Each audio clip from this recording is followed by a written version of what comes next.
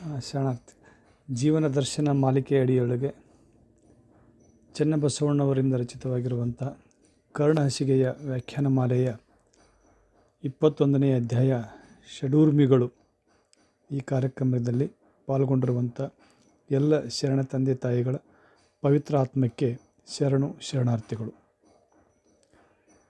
ಅವಿರಳ ಜ್ಞಾನಿ ಚನ್ನಬಸವಣ್ಣವರು ರಚಿಸಿರುವಂತಹ ಈ ಮೇರು ಕೃತಿ ಕರ್ಣಹಸಿಗೆಯ ಅಧ್ಯಾಯದಲ್ಲಿ ಅರ್ಧ ಭಾಗವನ್ನು ನಾವೀಗ ಪಯಣಿಸಿದ್ದೇವೆ.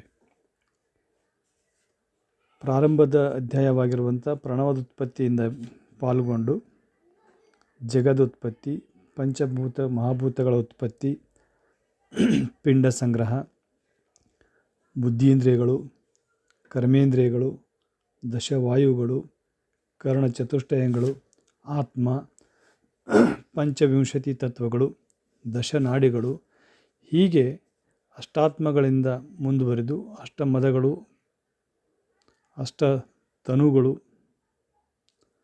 ಸಪ್ತ ಧಾತುಗಳು, ಸಪ್ತ ವ್ಯಸನಗಳು ಅನ್ನು ಅಧ್ಯಯನ ಮಾಡಿದ್ದೇವೆ. ಕರ್ಣಹಸಿಗೆಯ ಮುಖ್ಯ ಉದ್ದೇಶ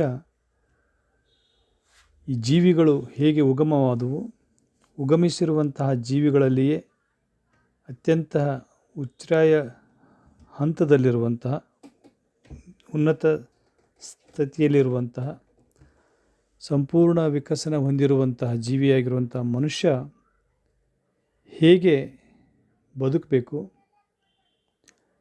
ಈ ಅಂಗದೊಳಗಿರುವಂತಹ ಚೇತನ ಅಥವಾ ಆತ್ಮ ಇದನ್ನು ನಿಯಂತ್ರಿಸ್ತಾ ಇರುವಂತಹ ಆ ಪರಮಾತ್ಮಕ್ಕೆ ಏನು ಸಂಬಂಧ, ಈ ಅಂಗವನ್ನು ಲಿಂಗವನ್ನಾಗಿ ಮಾಡಬೇಕಾದ್ರೆ ಈ ಅಂಗದ ಚತುಷ್ಟಯಗಳೇನಿದಾವಲ್ಲ, ಅಂಗವನ್ನು ವಿಕಾರಗೊಳಿಸುವಂಥ ವಿಚಾರಗಳು ಏನಿದಾವಲ್ಲ, ಅವುಗಳನ್ನು ತಿಳ್ಕೊಳ್ಬೇಕು ಅನ್ನುವ ದೃಷ್ಟಿಯಿಂದ ಭೌತಿಕ ಮತ್ತು ಅಭೌತಿಕವಾದಂಥ ಅಂಶಗಳನ್ನು ಕರ್ಣಹಸಿಗೆ ನಮಗೆ ತಿಳಿಸ್ಕೊಡ್ತದೆ. ಇಲ್ಲಿಯವರೆಗೆ ನಾವು ಅರಿತುಕೊಂಡಿರುವಂಥ ಎಲ್ಲ ವಿಷಯಗಳು ಭೌತಿಕವಾಗಿರುವಂಥವು. ಸೃಷ್ಟಿಯ ಜೊತೆಗೆ ಅಂಗ ಹೇಗೆ ಹುಟ್ಕೊಳ್ತು ಅನ್ನೋದನ್ನು ತಿಳಿಸ್ಕೊಟ್ರೆ, ಈ ಅಂಗದೊಳಗಡೆ ಇರುವಂತಹ ಮನಸ್ಸಿನ ಚಟುವಟಿಕೆಗಳು ಅಭೌತಿಕವಾಗಿರುವಂತಹ, ಅಗೋಚರವಾಗಿರುವಂತಹ, ಅನುಭವಕ್ಕೆ ಜನ್ಯವಾಗ್ತಾ ಇರುವಂಥ ವಿಚಾರಗಳನ್ನು ಅವರು ಮುಂದುವರೆದು ಹೇಳ್ತಾ ಹೋಗ್ತಾರೆ. ಒಂದು ಕಡೆ ಕುವೆಂಪುರವರು ಹೇಳ್ತಾರೆ, ಹುಟ್ಟುತ್ತಾ ಮಗು ವಿಶ್ವಮಾನವಾಗಿರುತ್ತದೆ, ಬೆಳೆಯುತ್ತಾ ಅದು ಅಲ್ಪಮಾನವ ಆಗ್ತದೆ. ಈ ಅಲ್ಪಮಾನವ ಆಗಿ ಬೆಳೆದಿರುವಂಥ ಮಗುವನ್ನು ವಿಶ್ವಮಾನವನಾಗಿ ಮಾಡಬೇಕಾದಾಗ ನಾವು ಕೊಡ್ತಾ ಇರುವಂಥ ತರಬೇತಿನೇ ಶಿಕ್ಷಣ ಅಂತ ಹೇಳ್ತಾರೆ. ಹೀಗೆ ಪ್ರತಿಯೊಬ್ಬ ವ್ಯಕ್ತಿ ಶರಣ ಆಗಬೇಕಾದ್ರೆ ಅವನ ಮನಸ್ಸನ್ನು ಯಾವ ರೀತಿಯಾಗಿ ನಿಯಂತ್ರಿಸ್ಕೋಬೇಕು ಮತ್ತು ಅಂಗವನ್ನು ಹೇಗೆ ಅರಿತುಕೊಳ್ಬೇಕು ಅನ್ನೋದನ್ನು ಚನ್ನಬಸವಣ್ಣವರು ಬಹಳಷ್ಟು ವಿವರವಾಗಿ ನಮಗೆ ನೀಡ್ತಾ ಬರ್ತಾರೆ. ಇಲ್ಲಿ ಈ ಅಧ್ಯಾಯದಲ್ಲಿ ಷಡ್ ಊರ್ಮಿಗಳು ಅಂತ ಬರ್ತದೆ. ಊರ್ಮಿ ಅಂತಂದ್ರೆ ಸಮುದ್ರದ ಅಲೆ. ಈ ಸಮುದ್ರದ ಅಲೆಗಳದ ಮುಖ್ಯ ಉದ್ದೇಶ ಏನಂತಂದರೆ, ಮುಂದುವರೆದು ಹೋಗ್ತಾ ಇರುವಂತಹ ನೀರನ್ನು ಅಲೆಗಳು ಬಂದು ಮತ್ತೆ ತಮ್ಮ ಒಳಗೆ ಎಳ್ಕೊಂಡು ಹೋಗಿಬಿಡ್ತಾವೆ. ಇದು ಅಲೆಯ ಮುಖ್ಯ ಲಕ್ಷಣ. ಯಾವುದನ್ನು ಮುಂದುವರಿಯೋದಕ್ಕೆ ಬಿಡೋದಿಲ್ಲ, ಅದು ಮತ್ತೆ ತನ್ನೊಳಗಡೆ ಆಪೋಷಣೆ ಮಾಡ್ಕೊಂಡ್ಬಿಡುತ್ತೆ. ಸಮುದ್ರ ಮುಂದುವರಿಬೇಕನ್ನುವಂಥ ವಿಚಾರಗಳು ಇದ್ದರೂ ಸಹ ಒಳಗೆ ತೆಗೆದುಕೊಂಡು ಹೋಗ್ತಾವಲ್ಲ, ಈ ವಿಚಾರಗಳಿಗೆ ಷಡೂರ್ಮಿಗಳು ಅಂತ ಹೇಳ್ತಾರೆ. ಅಂಥ 6 ಸಂಗತಿಗಳು ನಮ್ಮ ದೇಹದೊಳಗಡೆ ಇದ್ದುಕೊಂಡು ನಮ್ಮ ಮನಸ್ಸು ಪ್ರಬುದ್ಧತೆಗೆ ಹೋಗ್ತಾ ಇರಬೇಕಾದ್ರೆ ಆ 6 ವಿಚಾರಗಳು ನಮ್ಮ ಮನಸ್ಸನ್ನು ಮತ್ತೆ ಹಿಂದಕ್ಕೆ ತೆಗೆದುಕೊಂಡು ಹೋಗಿ ಆ ಭವಿತನಕ್ಕೆ ಈಡು ಮಾಡ್ತಾವು. ಆ 6 ವಿಚಾರಗಳ ಬಗ್ಗೆ ನಾವು ಎಚ್ಚರದಿಂದಿರಬೇಕು. ಆ 6 ವಿಚಾರಗಳು ಯಾವುವು ಅನ್ನೋದನ್ನು ಚನ್ನಬಸವಣ್ಣವರು ಈ ಅಧ್ಯಾಯದಲ್ಲಿ ನಮಗೆ ವಿವರಿಸ್ತಾ ಹೋಗ್ತಾರೆ.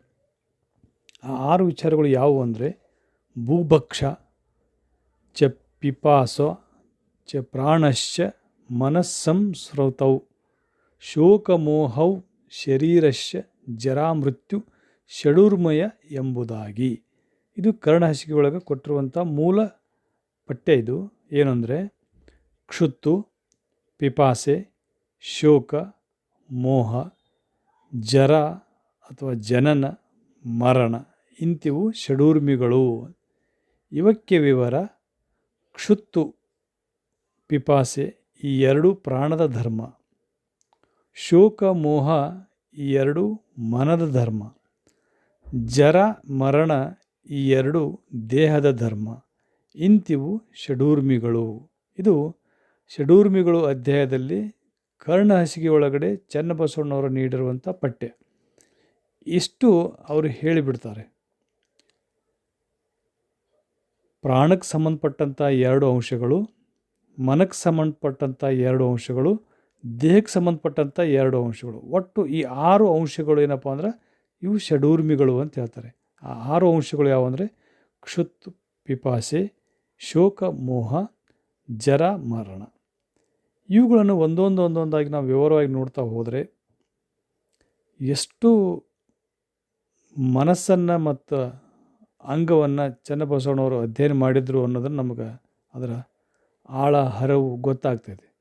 ಯಾಕಂದರೆ ಕರ್ಣಹಸಿಗಳಿಗೆ ಕೊಟ್ಟಿರುವಂಥ ಈ 6 ಪದಗಳು ನಮಗೆ ಅರ್ಥ ಆಗೋದಿಲ್ಲ.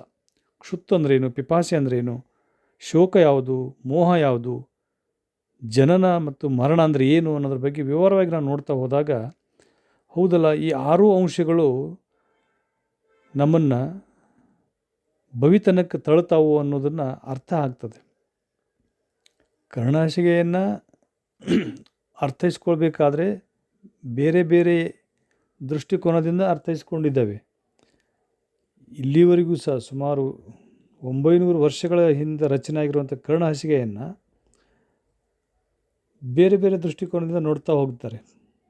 ಕೆಲವರು ಅತ್ಯಂತ ಆಳವಾಗಿ ವೇದೋಪನಿಷತ್ತುಗಳು ಆಗಮನಗಳ ಹಿನ್ನೆಲೆಯಿಂದ ಕರ್ಣಹಸಿಗೆಯನ್ನು ಅಧ್ಯಯನ ಮಾಡಿದ್ದಾರೆ. ಕೆಲವಷ್ಟು ಜನ ಕರ್ಣಹಸಿಗೆಯನ್ನು ಅದೊಂದು ಧಾರ್ಮಿಕ ಗ್ರಂಥ ಅಂಥೇಳಿ ಅಧ್ಯಯನ ಮಾಡಿದ್ದಾರೆ. ಕೆಲವಷ್ಟು ಜನ ಕರ್ಣಹಸಿಗೆ ಅರ್ಥ ಆಗೋದಿಲ್ಲ ಅಂತ ತಿಳ್ಕೊಂಡು ಅದನ್ನು ಕೇವಲ ಪಠಣಕ್ಕೆ ಮಾತ್ರ ಇಟ್ಕೊಂಡು ಅರ್ಥೈಸ್ಕೊಳ್ಳೋದನ್ನೇ ದೂರಿಟ್ಟಿದ್ದಾರೆ. ಆದರೆ ಇವತ್ತು ನಾವು ಮಾಡ್ತಾ ಇರುವಂಥ ಕಾರ್ಯ ಕರ್ಣಹಸಿಗೆಯನ್ನು ವಚನ ಸಾಹಿತ್ಯದ ವಚನಗಳ ಹಿನ್ನೆಲೆಯಿಂದ ಅರ್ಥ ಮಾಡಿಕೊಳ್ಳೋದು. ಇದು ಅತ್ಯಂತ ಅವಶ್ಯಕವಾಗಿರುವಂಥದ್ದು.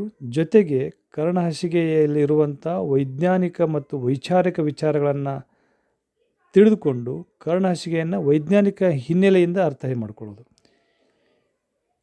ಈ ವಿಧಾನ ಏನಿದೆಲ್ಲ ಬಹಳಷ್ಟು ಜನರಿಗೆ, ಅದು 21ನೇ ಶತಮಾನದಲ್ಲಿರುವಂಥ ನಾವು ವೈಜ್ಞಾನಿಕ ಯುಗದಲ್ಲಿರೋದರಿಂದ ಈ ಹಿನ್ನೆಲೆಯಿಂದ ಕರ್ಣಹಸಿಗೆಯನ್ನು ನೋಡ್ತಾ ಹೋದಾಗ ಚನ್ನಬಸವಣ್ಣವರ ವಿಚಾರಗಳು ಎಷ್ಟೊಂದು ನಿತ್ಯ ನಿರಂತರವಾಗಿದ್ದವು.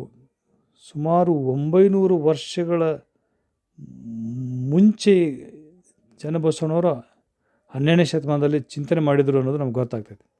ಈಗ ಒಂದೊಂದಾಗಿ ನೋಡೋಣ. ಈ ಷಡೂರ್ಮಿಗಳು, ಷಡ್ ಅಂತಂದರೆ 6, ಊರ್ಮಿ ಅಂತಂದರೆ ಸಮುದ್ರದ ಅಲೆಗಳು. ಸಮುದ್ರದ ಅಲೆಗಳ ರೂಪದಲ್ಲಿ ನಮ್ಮ ಮನಸ್ಸಿನಲ್ಲಿ ಏಳ್ತಾ ಇದ್ದಾವೆ. ಆ ಎದ್ದು ನಮ್ಮನ್ನು ಹಿಂದಕ್ಕೆ ಚೆಲ್ತಾ ಇದ್ದಾವೆ.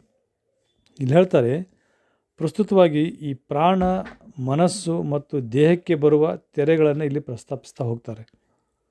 ಸಮುದ್ರದಲ್ಲಿ ಏಳುವ ತೆರೆಗಳು ಮುಂದೆ ಹೋಗುವುದನ್ನು ತಡೆದು ಹಿಂದಕ್ಕೆ ತಳ್ಳುವಂತೆ ದೇಹವೆಂಬ ಅಂಬುದಿಯಲ್ಲಿ ಹುಟ್ಟುವ ಈ 6 ಅಲೆಗಳು ಅವೇ ಷಡೂರ್ಮಿಗಳು ಅಂತ ಹೇಳ್ತಾರೆ. ಅವುಗಳು ಒಂದೊಂದಾಗಿ ನೋಡುತ್ತಾದ್ರೆ ಪ್ರಾರಂಭದಲ್ಲಿ ಹೇಳ್ತಾರೆ ಅವರು ಭೂಭಕ್ಷ ಮತ್ತು ಪಿಪಾಸ ಅಂತೇಳಿ.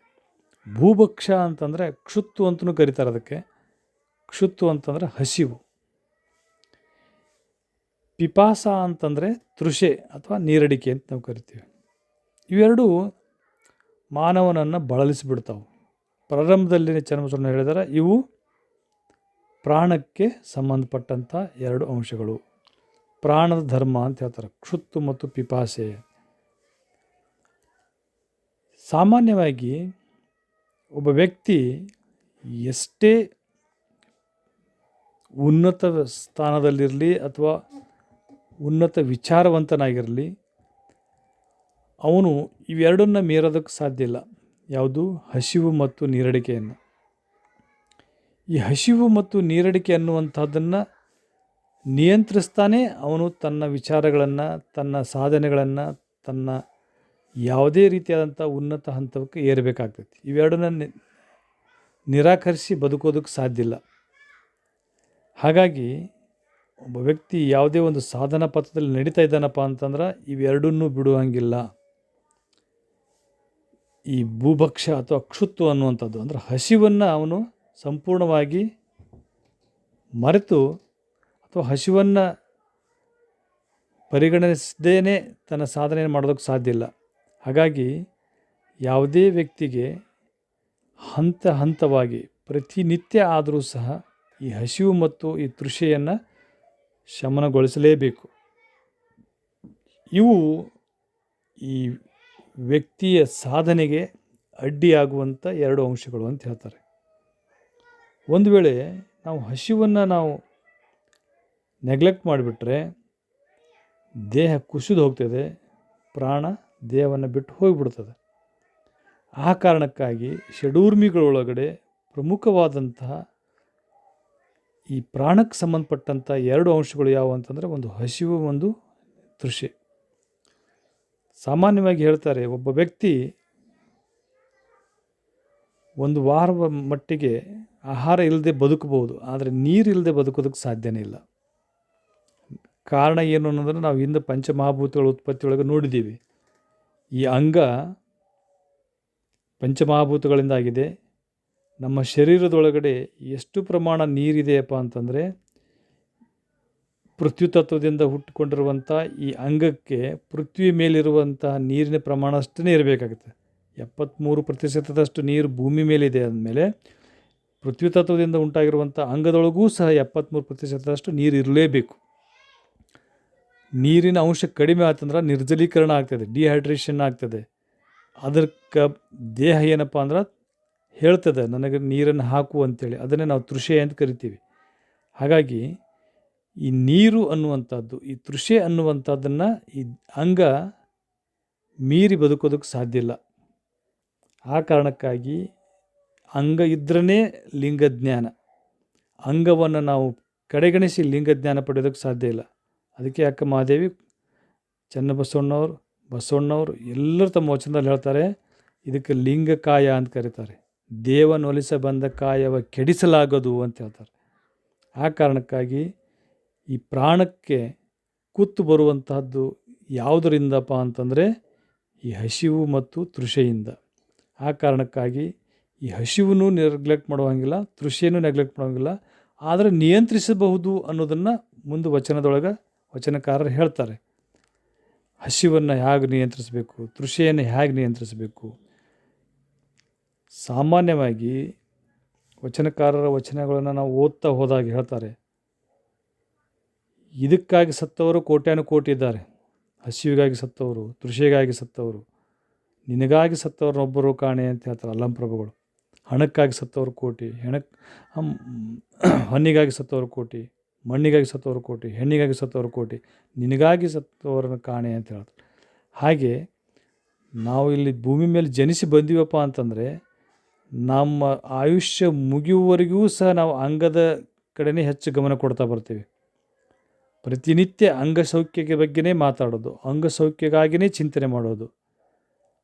ಎಲ್ಲ ನಮ್ಮ ಚಟುವಟಿಕೆಗಳ ಕೇಂದ್ರ ಯಾವುದಾಗಿರುತ್ತಪ್ಪ ಅಂದ್ರೆ ಅಂಗನೇ ಆಗಿರುತ್ತದೆ. ಮನೆಯಿಂದ ಹೊರಗೆ ಹೋಗಬೇಕಾದ್ರೆ ಅಂಗ ಸೌಂದರ್ಯಕ್ಕೋಸ್ಕರವಾಗಿರುವಂಥ ಬಟ್ಟೆಗಳನ್ನು ಧರಿಸುವುದು, ಅಂಗದ ಸೌಂದರ್ಯಕ್ಕೆ ಬಗ್ಗೆ ಚಿಂತನೆ ಮಾಡೋದು, ಹೊರಗಡೆ ಹೋದ್ರೂ ಅಂಗಸೌಖ್ಯಕ್ಕಾಗಿಯೇ ಗಮನ ಕೊಡೋದು. ಇಡೀ ಜೀವನ ಪರ್ಯಂತ ಅಂಗದ ಬಗ್ಗೆ ಚಿಂತನೆ ಮಾಡದೆ ಲಿಂಗದ ಬಗ್ಗೆ ಚಿಂತನೆ ಮಾಡೋದಕ್ಕೆ ವೇಳೆ ಇಲ್ಲ ಅನ್ನೋದ್ರ ಬಗ್ಗೆ ಸಾಕಷ್ಟು ವಚನಕಾರರು ಹೇಳ್ತಾ ಹೋಗ್ತಾರೆ.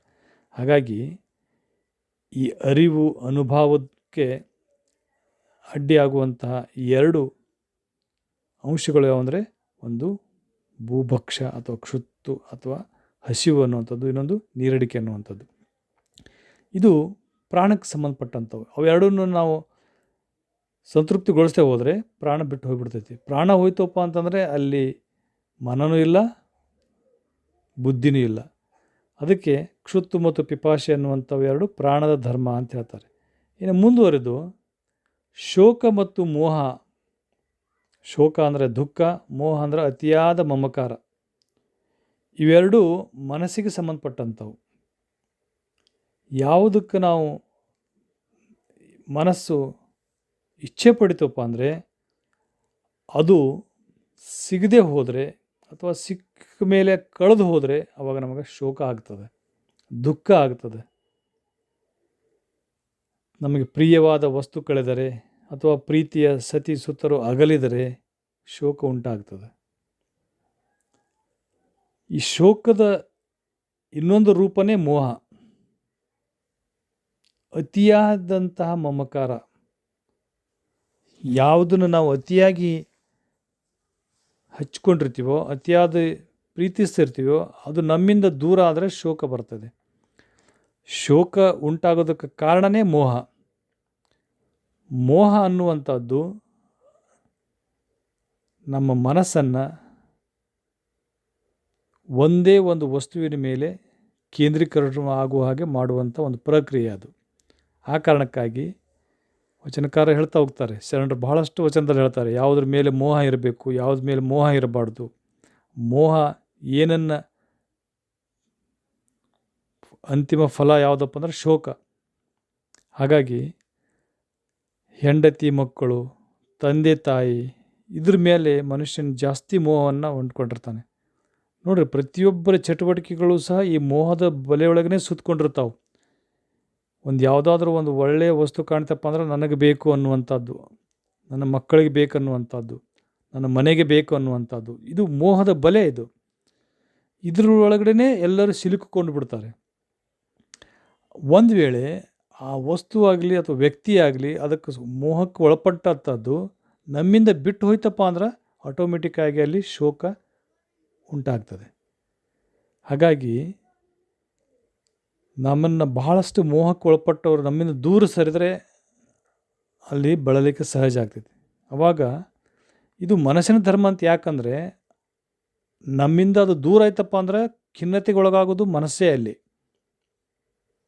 ಅಲ್ಲಿ ದೇಹಕ್ಕೆ ಕಿಂತ ಹೆಚ್ಚಾಗಿ ಬಳಲಿಕೆ ಆಗೋದು ಮನಸ್ಸಿಗೆ. ನೋಡ್ರಿ, ನಮ್ಮಲ್ಲಿರುವಂಥ ಯಾವುದೇ ಒಂದು ವಸ್ತು ಕಳ್ಕೊಂಡೇವಪ್ಪ ಅಂದ್ರೆ ಎಷ್ಟೊಂದು ದುಃಖಕ್ಕೆ ಈಡಾಗ್ತೀವಿ ನಾವು. ಆ ದುಃಖ ಪ್ರಕಟ ಆಗೋದು ಮನಸ್ಸಿನಲ್ಲಿ. ಹಾಗಾಗಿ ಈ ಷಡೂರ್ಮಿಗಳೊಳಗಡೆ ಈ ಶೋಕ ಮತ್ತು ಮೋಹ ಅನ್ನುವಂಥ ಈ ಎರಡು ಅಂಶಗಳೇನದವಲ್ಲ, ಸಾಧಕನ ಸಾಧನೆಗೊಳಗೆ ಅಡ್ಡಿಯಾಗುವಂಥ ಅಂಶಗಳೇ. ಅದೇ ಕಾರಣಕ್ಕಾಗಿಯೇ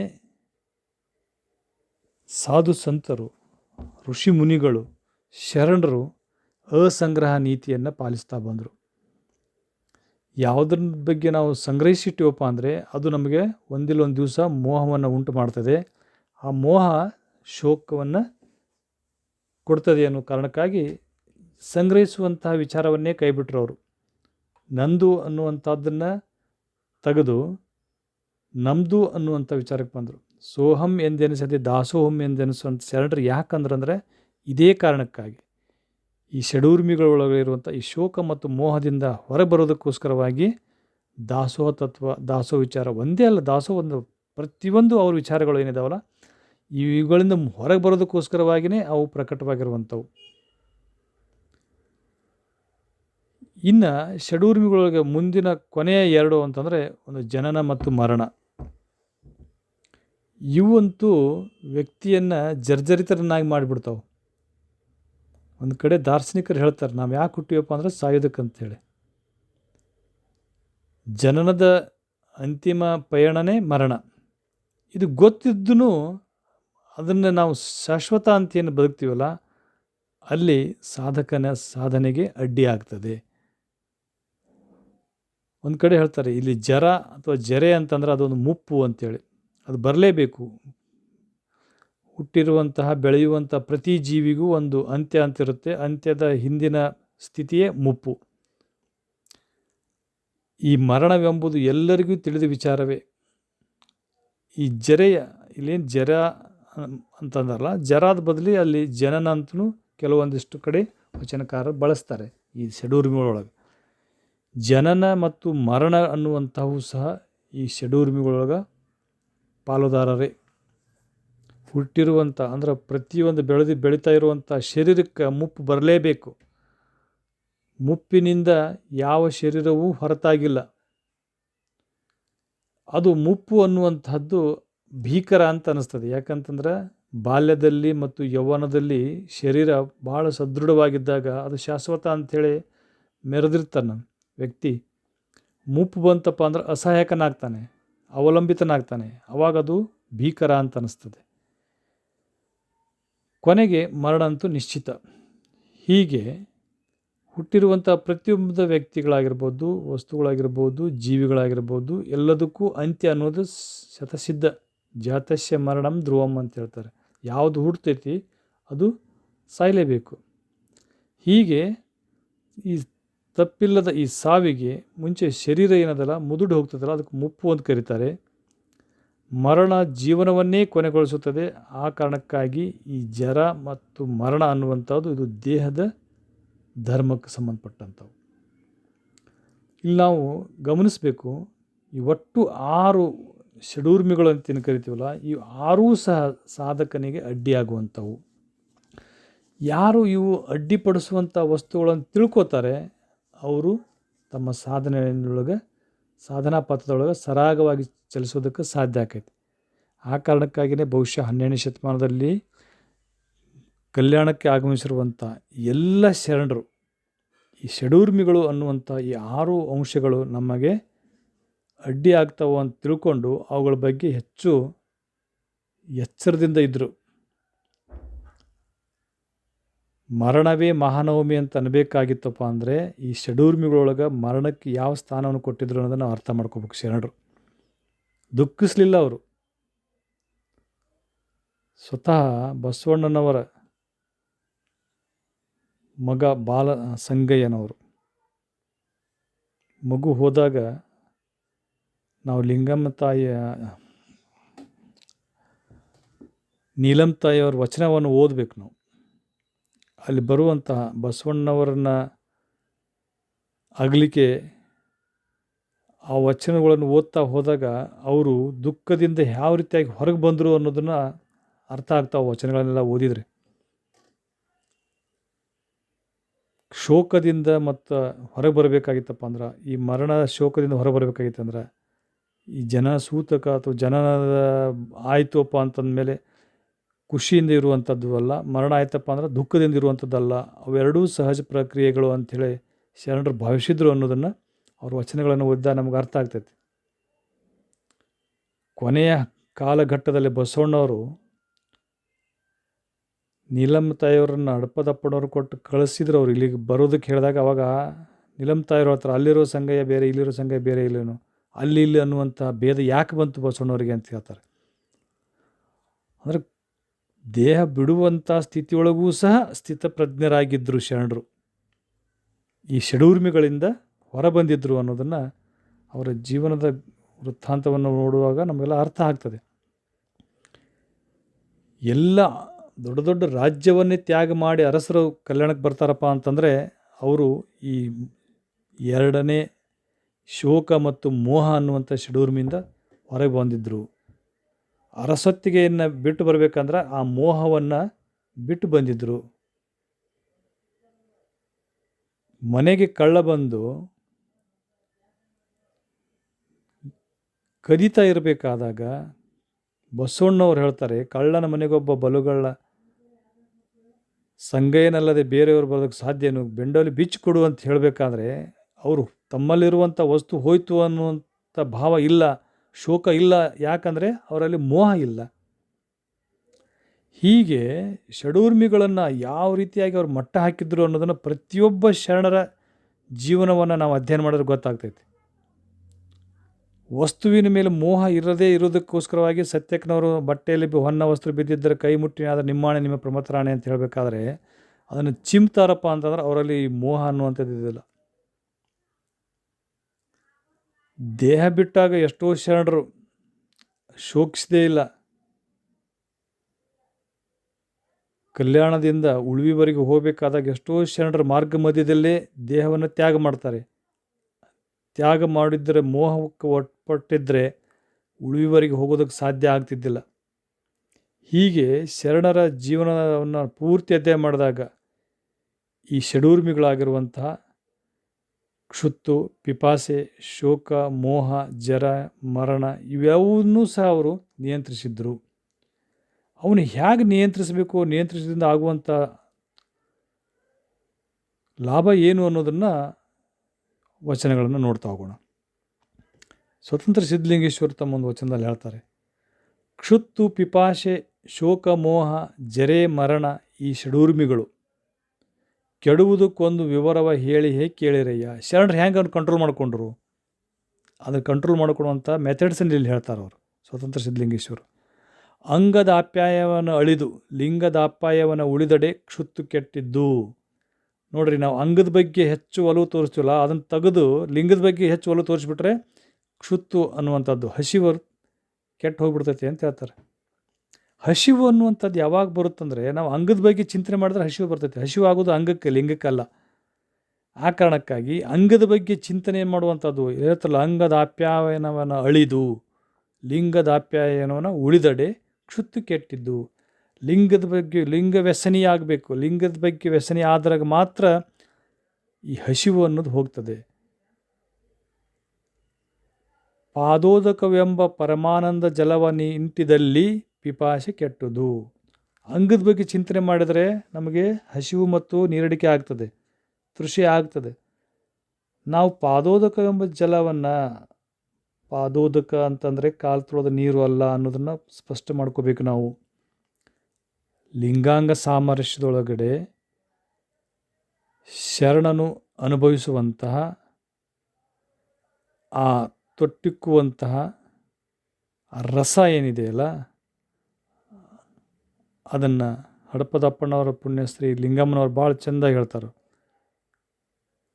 ಕಿಚ್ಚು ಕಾದ್ದು ಊರ್ಧ್ವಕ್ಕೇರಿತ್ತು ಸಾಸಿರ ದಳದ ಕಮಲದಲ್ಲಿ ಕೊಡ ಕಾದಿತ್ತು, ಅಲ್ಲಿ ಅಮೃತ ಬಿಂದು ತೊಟ್ಟಿಕ್ಕಿತ್ತು, ಅದನ್ನುಂಡು ಸುಖಿಯಾದೇನೆ ಅಪ್ಪಣ್ಣ ಪ್ರಿಯ ಚನ್ನಬಸವಣ್ಣ ಅಂತೇನು ಹೇಳ್ತಾರಲ್ಲ, ಅಲ್ಲಿ ತೊಟ್ಟಿಕ್ಕುವಂಥದ್ದು ರಸ ಏನಿದೆಯಲ್ಲ ಅದು ಪಾದೋದಕ. ಅದನ್ನು ನಾವು ವೈಜ್ಞಾನಿಕವಾಗಿ ಮೆಲಾಟಿನಿನ್ ಅಂತ ಹೇಳ್ತೀವಿ. ಹೀಗೆ ಅದ್ರ ಬಗ್ಗೆ ನಾವು ಒಲವಿಟ್ಟುಕೊಂಡ್ರೆ ಈ ತೃಷೆ ಅನ್ನೋದು ಇರೋದಿಲ್ಲ. ಹಸಿವು ಮತ್ತು ತೃಷೆಯನ್ನು ಕಟ್ಟಿ ಹಾಕಿ ಅನೇಕ ಜನ ಶರಣರು ಸಾಧನೆ ಮಾಡಿರೋದನ್ನು ನಾವು ನೋಡ್ತೀವಿ ಜೀವನದೊಳಗೆ, ಚರಿತ್ರೆಯೊಳಗೆ. ಇದೇ ಯಡಿಯೂರು ಸಿದ್ಧಲಿಂಗೇಶ್ವರರ ಜೀವನದೊಳಗೆ ನೋಡಿದಾಗ ಆ ಭಕ್ತ ಪ್ರಸಾದಕ್ಕೆ ಕರೆದಾಗ, ಪ್ರಸಾದ ಸ್ವೀಕರಿಸೋದಕ್ಕೆ ಬರಬೇಕು ಅಂದಾಗ, ನೀವು ಇಲ್ಲೇ ಇರಿ ನಾ ಬಂದು ಕರಿತೀನಿ ಅಂತೇನು ಹೇಳಿ ಹೋಗ್ತಾರೆ. ಆವಾಗ ಅವ್ರ ಮೇಲೆ ದಾಳಿ ಆಗ್ತದೆ. ಅವನು ಯುದ್ಧಕ್ಕೆ ಹೋಗ್ತಾನೆ. ಸುಮಾರು 3-4 ತಿಂಗಳ ನಂತರ ಯುದ್ಧ ಮುಗಿಸಿ ಮತ್ತೆ ಬಂದಾಗ ಆ ಶರಣರ ಸುತ್ತಲೂ ಹುತ್ತು ಕಟ್ಟಿರುತ್ತದೆ. ಆ ಹುತ್ತಿನ ಮಧ್ಯದಲ್ಲಿ ಓಂ ನಮಃ ಶಿವಾಯ ಅನ್ನೋ ಶಬ್ದ ಕೇಳ್ತಿರ್ತದೆ ಅಂಥೇಳಿ ನಾವು ನೋಡಿದಾಗ, ಅವನು ಬಂದು ಆ ಶಬ್ದ ಕೇಳುವವರೆಗೂ ಆ ಸ್ಥಾನವನ್ನು ಪಲ್ಲಟನೆ ಮಾಡದೇ ಯಡಿಯೂರು ಸಿದ್ಧಲಿಂಗೇಶ್ವರಲ್ಲಿ ಇದ್ದರು ಅಂತಂದರೆ ಈ ಕ್ಷುತ್ ಮತ್ತು ಪಿಪಾಸೆಯನ್ನು ಕಂಟ್ರೋಲ್ ಮಾಡ್ಕೊಂಡಿದ್ರು. ಹಸಿವು ಮತ್ತು ತೃಷೆ ಅವರಿಗೆ ಆಗಿದ್ದಿಲ್ಲ. ಯಾಕೆ ಆಗಿದ್ದಿಲ್ಲ ಅಂದರೆ ಅವರು ಅಂಗದ ಆಪ್ಯಾಯನವನ್ನು ಅಳೆದು ಲಿಂಗದ ಆಪ್ಯಾಯನದೊಳಗೆ ಇದ್ದರು. ಇದು ಅನೇಕ ಜನ ಈಗೂ ಸಹ ಸಾಧಕರಿದ್ದಾರೆ. ಇವತ್ತಿಗೂ ಸಹ ಹಿಮಾಲಯ ಪರ್ವತದ ಬೆಟ್ಟದಲ್ಲಿ ಅನೇಕ ಜನ ಸಾಧಕರು ಹಸಿವು ಮತ್ತು ತೃಷೆಯನ್ನು ನಿಯಂತ್ರಿಸಿ ಬದುಕಿರೋದನ್ನು ನಾವು ಅನೇಕ ಗ್ರಂಥಗಳಲ್ಲೇ ನೋಡ್ತೀವಿ ಮತ್ತು ಕಾಣ್ತೀವಿ. ಹಿಮಾಲಯ ಮಹಾತ್ಮರ ಸನ್ನಿಧಿಯಲ್ಲಿ ಅನ್ನೋದು ಕೃತಿಯನ್ನು ಓದಿದರೆ ಅನೇಕ ಉದಾಹರಣೆಗಳನ್ನು ಕೊಡ್ತಾ ಹೋಗ್ತಾರೆ. ಅಲ್ಲಿ ಇಂಥವು ಸಾಧಕರಿದ್ದಾರೆ ಅಂತೇಳಿ. ಅದು ನಮ್ಮ ಶರಣರು 12ನೇ ಶತಮಾನದಲ್ಲಿ ಮಾಡಿರೋದನ್ನು ನಾವು ಗಮನಿಸ್ತೀವಿ. ಮುಂದೆ ಹೇಳ್ತಾರೆ ಅವರು, ಲಿಂಗ ಪೂಜೆ ಪರದಲ್ಲಿ ಗದ್ಗದುಕಿಕೆಗಳ ಪುಟ್ಟಿ ಆನಂದಾಶ್ರಯಗಳು ಸೂಸಿದಲ್ಲಿ ಶೋಕ ಕೆಟ್ಟದ್ದು. ನೋಡ್ರಿ, ಲಿಂಗ ಪೂಜೆ ಒಳಗೆ ಕೂತಾಗ ಅದರ ಇಫೆಕ್ಟ್ಗಳನ್ನು ನಾವು ಮುಂದಿನ ಇದರೊಳಗೆ ನೋಡೋಣ. ಯಾಕೆ ಬರ್ತದೆ ಲಿಂಗಾಂಗ ಸಾಮರಸ್ಯ, ಕೊನೆಯ ಅಧ್ಯಾಯನೇ ಲಿಂಗಾಂಗ ಸಾಮರಸ್ಯ, ಕರ್ಣಾಸಿಗೆ ಮತ್ತು ಲಿಂಗಾಂಗ ಸಾಮರಸ್ಯ. ಆ ಲಿಂಗಾಂಗ ಸಾಮರಸ್ಯದ ಒಳಗಡೆ ನಾವು ಇಷ್ಟಲಿಂಗ ತದೇಕ ದೃಷ್ಟಿಯಿಂದ ದೃಷ್ಟಿಸ್ತಾ ಹೋದಾಗೆ ಅಂಗದೊಳಗೆ ಆಗ್ತಾ ಇರುವಂಥ ಬದಲಾವಣೆಗಳೇನು, ಅದರಿಂದ ಅಂಗ ಅನುಭವಿಸ್ತಾ ಇರುವಂಥ ಆ ಅನುಭವ ಏನದಲ್ಲ ಅದು ಶೋಕವನ್ನು ದೂರ ಮಾಡ್ತದೆ ಅಂಥೇಳಿ ಸ್ವತಂತ್ರ ಸಿದ್ಧಲಿಂಗೇಶ್ವರ ಹೇಳ್ತಾರೆ. ಲಿಂಗ ಮೋಹಿಯಾಗಿ ದೇಹ ಮೋಹವ ಮರೆದಲ್ಲಿ ಮೋಹ ಕೆಟ್ಟಿದ್ದು. ಅದೇ ಒಟ್ಟು ಲಿಂಗದ ಬಗ್ಗೆ ಚಿಂತನೆಯೊಳಗಿದ್ದಾಗ ನಾವು ಷಡೂರ್ಮಿಗಳಿಂದ ಹೊರಬರಬಹುದು ಅನ್ನೋದನ್ನು ಒಟ್ಟಾರೆಯಾಗಿ ಸ್ವತಂತ್ರ ಸಿದ್ಧಲಿಂಗೇಶ್ವರ ಈ ವಚನದಲ್ಲಿ ಹೇಳ್ತಾರೆ. ಶಿವಲಿಂಗದಲ್ಲಿ ಕೊರಗಿ ಸರ್ವ ಕರ್ಣೇಂದ್ರಿಯಗಳು ಲಿಂಗದಲ್ಲಿ ಲೀಯವಾಗಿ ಶಿಥಿಲತ್ವದ ನೈದಡಲ್ಲಿ ಜರೆ ಕೆಟ್ಟುದು. ಆವಾಗ ಈ ಜನನದ ವಿಚಾರಗಳು ಹೋಗ್ತಾವೆ. ಮಹಾಲಿಂಗದಲ್ಲಿ ತಾನೆಂಬುದು ಅಳಿದು ಲಿಂಗೈಕ್ಯವಾದಲ್ಲಿ ಮರಣ ಕೆಟ್ಟುದು. ಇಂತಿ ಷಡೂರ್ಮಿಗಳನ್ನು ಈ ಪರಿ ಲಿಂಗಾವಧಾನದಲ್ಲಿ ಕೆಡಿಸಿದಾತನೇ ಭಕ್ತನು ಕಾಣ ನಿಜಗುರು ಸ್ವತಂತ್ರ ಸಿದ್ಧಲಿಂಗೇಶ್ವರ. ಹೀಗೆ ಈ ಲಿಂಗ ವ್ಯಸನಿ ಆದರೆ, ಲಿಂಗ ಧ್ಯಾನದೊಳಗಿದ್ದರೆ ಈ ಷಡೂರ್ಮಿಗಳನ್ನು ನಾವು ಮೆಟ್ಟಿ ಹಾಕಬಹುದು ಅನ್ನೋದನ್ನು ಸ್ವತಂತ್ರ ಸಿದ್ಧಲಿಂಗೇಶ್ವರ ಹೇಳ್ತಾರೆ. ಹೀಗೆ ಸಾಕಷ್ಟು ವಚನದೊಳಗೆ ನಾವು ಷಡೂರ್ಮಿಗಳನ್ನು ನಿಯಂತ್ರಿಸುವುದನ್ನು ಹೇಳ್ತಾ ಹೋಗ್ತಾರೆ. ಷಣ್ಮುಖ ಶಿವಗಳಂತೂ ಬಹಳಷ್ಟು ಈ ಷಡೂರ್ಮಿಗಳು ಮತ್ತು ಅರಿ ಷಡ್ವರ್ಗಗಳನ್ನು ಹೇಗೆ ನಿಯಂತ್ರಿಸಬೇಕು ಅನ್ನೋದು ಅವ್ರಿಗೆ ಹೇಳ್ತಾ ಹೋಗ್ತಾರೆ. ಇಲ್ಲಿ ಕ್ಷುತ್ ಪಿಪಾಶೆ ಶೋಕ ಮೋಹ ಜನನ ಮರಣವೆಂಬ, ಇಲ್ಲಿ ಅವರು ಸ್ಪಷ್ಟ ಹೇಳ್ತಾರೆ. ಜರ ಅಂದಿಲ್ಲ ಅವರು, ಜನನ ಅಂತ ಹೇಳ್ತಾರೆ. ಜರ ಅಂತಂತಂದರೆ ಮುಪ್ಪು ಆಗ್ತದೆ, ಜನನ ಅಂತಂತಂದರೆ ಹುಟ್ಟು ಆಗ್ತದೆ. ಹಾಗಾಗಿ ಇಲ್ಲಿ ಜನನ ಮತ್ತು ಜರ ಎರಡೂ ಪದಗಳನ್ನು ಈ ಷಡೂರ್ಮಿಗಳಿಗೆ ಬಳಸ್ತಾರೆ. ಷಡೂರ್ಮಿಗಳ ಹುಡಿ ಮಾಡಿ ಸುಟ್ಟು ಅರೋಹಿ ಕಾಮ ಕ್ರೋಧ ಲೋಭ ಮೋಹ ಮದ ಮತ್ಸರವೆಂಬ ಅರಿಷಡ್ವರ್ಗಗಳ ಬೇರು ಕಿತ್ತು ಬಿಸುಟು ಇಷ್ಟಲಿಂಗಕ್ಕೆ ನೆಷ್ಟೆಯಿಂದ ಜಲ ಗಂಧಾಕ್ಷತೆ ಧೂಪ ದೀಪ ನೈವೇದ್ಯ ತಾಂಬೂಲವೆಂಬ ಅಷ್ಟವಿಧಾರ್ಚನೆ ಮಾಡಿ ಮತ್ತಾ ಲಿಂಗವನ್ನು ಧ್ಯಾನಮುಖದಿಂದೇ ಅಂತರಂಗಕ್ಕೆ ವಿಜಯಂಗೈಸಿ ಹೃದಯ ಕಮಲ ಕರ್ಣಿಕಾ ಸ್ಥಾನದಲ್ಲಿ ಕುಳ್ಳಿರಿಸಿ ಪ್ರಾಣಾಯಾಮ ನಿರ್ಗುಣದ ಅಷ್ಟವಿಧಾರ್ಚನೆಯ ಮಾಡಿ ಚಿತ್ ಸ್ವಸ್ಥಿರವಾಗಿ ಭಾವವು ಬಯಲ ಬ್ರಹ್ಮದಲ್ಲಿ ಹೂಳಿ ಹೋಗಿ ತಾನಿದಿರೆಂಬುದನ್ನು ಅಳಿದು ಉರಿ ಕರ್ಪೂರದಂತೆ ಅವಿರಳ ಸಮರಸವಾಗಿರ್ಪಾತನೇ ನಿಜೈಕ್ಯನು ನೋಡ ಹೇಳ್ತಾರೆ. ಲಿಂಗದೊಳಗೆ ಹೆಂಗೆ ಐಕ್ಯ ಆಗ್ಬೇಕಂದ್ರೆ ಉರಿ ಕರ್ಪೂರದೊಳಗೆ ಬೆರೆತಂಗೆ, ಭಾವ ಬಯಲ ಬ್ರಹ್ಮದೊಳಗೆ ಹೂಳಿ ಹೋಗ್ಬೇಕಂತ, ತಾನಿದಿರೆಂಬುದನ್ನು ಅಳಿಬೇಕಂತ, ಅಂದ್ರೆ ಅಂಗಭಾವ ಅಳಿಬೇಕು. ಹೀಗೆ ಲಿಂಗೈಕ್ಯರಾದರೆ, ಅಂದರೆ ಲಿಂಗದೊಳಗೆ ಲೀನನಾದರೆ ಈ ಷಡೂರ್ಮಿಗಳು ಮತ್ತು ಅರಿಷಡ್ವರ್ಗಗಳನ್ನು ಗೆಲ್ಲಬಹುದು ಅಂತ ಹೇಳ್ತಾರೆ. ಅದಕ್ಕೊಂದು ಸಾಕ್ಷಿ ಹೇಳ್ತಾರೆ ಅವರು. ಅದೆಂತಂದಡೆ ಷಡೂರ್ಮಯಶ್ಚ ಷಡ್ಗೋರ್ಗೋ ನಾಸ್ತಿ ಬಾಶ್ಚ ವಿಧಾರ್ಚನಂ ನಿರ್ಭಾವಂ ನಿಜ ಲಿಂಗೈಕ್ಯಂ ಶಿಖಿ ಕರ್ಪೂರ ಯೋಗವತ್. ಇಲ್ಲಿ ಹೇಳ್ತಾರಲ್ಲ, ಉರಿ ಕರ್ಪೂರ ಉಂಡಂಗ ಆಗಬೇಕು ಎಂಬುದಾಗಿ ಇಂತಪ್ಪ ನಿಜ ಲಿಂಗೈಕ್ಯರ ಮಹಾಗಣವ ನಿಜದ ನಿಲುವಿಂಗೆ ನಮೋ ನಮೋ ಎಂಬೆನಯ್ಯ ಅಖಂಡೇಶ್ವರ ಅಂತ ಹೇಳ್ತಾರೆ. ಅಂದರೆ ಷಡೂರ್ಮಿಗಳನ್ನು ನಾವು ಗೆಲ್ಲಬೇಕಂದ್ರೆ ಲಿಂಗವನ್ನು ಅವಲಂಬಿಸಬೇಕು. ಲಿಂಗದ ಮೂಲಕ, ಅಂದರೆ ಲಿಂಗವನ್ನು ಅರಿತುಕೊಳ್ಳುವ ಮೂಲಕ ಅಂಗದ ಭಾವವನ್ನು ಮರೆಮಾಚಬೇಕು ಅನ್ನೋದನ್ನೇ ಇದಕ್ಕಿರುವಂತಹ ಪರಿಹಾರ. ಹೀಗೆ ಅನೇಕ ವಚನಕಾರರು, ಬಾಲಸಂಖ್ಯಾನವರು ಹೇಳ್ತಾರೆ, ಕ್ಷುತ್ ಪಿಪಾಶೆ ಶೋಕ ಮೋಹ ಜನನ ಮರಣ ಕಾಮಕ್ರೋಧ ಲೋಭ ಮೋಹ ಮದ ಮತ್ಸರಂಗಳ ಬಿಟ್ಟು ಅಷ್ಟವಿಧಾರ್ಚನೆ ಷೋಡಶೋಪಚಾರವಿಲ್ಲದಿರುವ ಕ್ಷೀರದೊಳಗಣ ಘೃತದಂತೆ ತಿಲದೊಳಗಣ ತೈಲದಂತೆ. ಇವರು ಒಂದೊಂದು ಉಪಮೆ ಕೊಡ್ತಾ ಹೋಗ್ತಾರೆ, ಹೇಗೆ ಬೆರಿಬೇಕು ಲಿಂಗದೊಳಗೆ ಅಂಗ ಅಂತಂದರೆ. ಕ್ಷೀರದೊಳಗಣ ಘೃತದಂತೆ, ಹಾಲಿನೊಳಗೆ ತುಪ್ಪ ಹೇಗಿರುತ್ತಲ್ಲ, ಹಾಲಿನೊಳಗೆ ತುಪ್ಪ ಇರುತ್ತೆ ಬಟ್ ಕಾಣಿಸೋದಿಲ್ಲ, ಹಂಗಿರ್ಬೇಕಂತ. ತಿಲದೊಳಗಣ ತೈಲದಂತೆ, ಈ ಎಳ್ಳಿನ ಕಾಳಿನೊಳಗಡೆ ಎಣ್ಣೆ ಇರುತ್ತೆ ಬಟ್ ಆ ಎಣ್ಣೆ ಕಾಳಿನೊಳಗೆ ಕಾಣಿಸೋದಿಲ್ಲ, ಹಾಗಿರ್ಬೇಕಂತ. ಪುಷ್ಪದೊಳಗಣ ಪರಿಮಳದಂತೆ, ಹೂವಿನೊಳಗೆ ವಾಸನೆ ಬರ್ತದೆ ಬಟ್ ವಾಸನೆ ಕಾಣಿಸೋದಲ್ಲ. ಇಲ್ಲ ಉದಾಹರಣೆ ಕೊಡ್ತಾ ಹೋಗ್ತಾರೆ. ಉಪ್ಪು ಉದಕವ ಕೂಡಿದಂತೆ, ನೀರಿನಿಂದ ಉಪ್ಪಾಗಿರ್ತದೆ, ಹೊಳ್ಳಿ ನೀರು ಹಾಕಿದ್ರೆ ಉಪ್ಪು ಗೊತ್ತಾಗಲ್ಲ, ಹಾಗೆ ಕೂಡಬೇಕಂತ. ವಾರಿಕಲ್ಲು ವಾರಿಯೇ ಕೂಡಿದಂತೆ, ಅಂದರೆ ಈ ಆಣೆಕಲ್ಲು ಅಂತ ಕರಿತೀವಲ್ಲ, ಅದು ನೀರೊಳಗೆ ಕೂಡಿತಪ್ಪ ಅಂದ್ರೆ ತನ್ನ ಅಸ್ತಿತ್ವವನ್ನು ಅಳೆದು ಹೋಗ್ಬಿಡ್ತೈತೆ.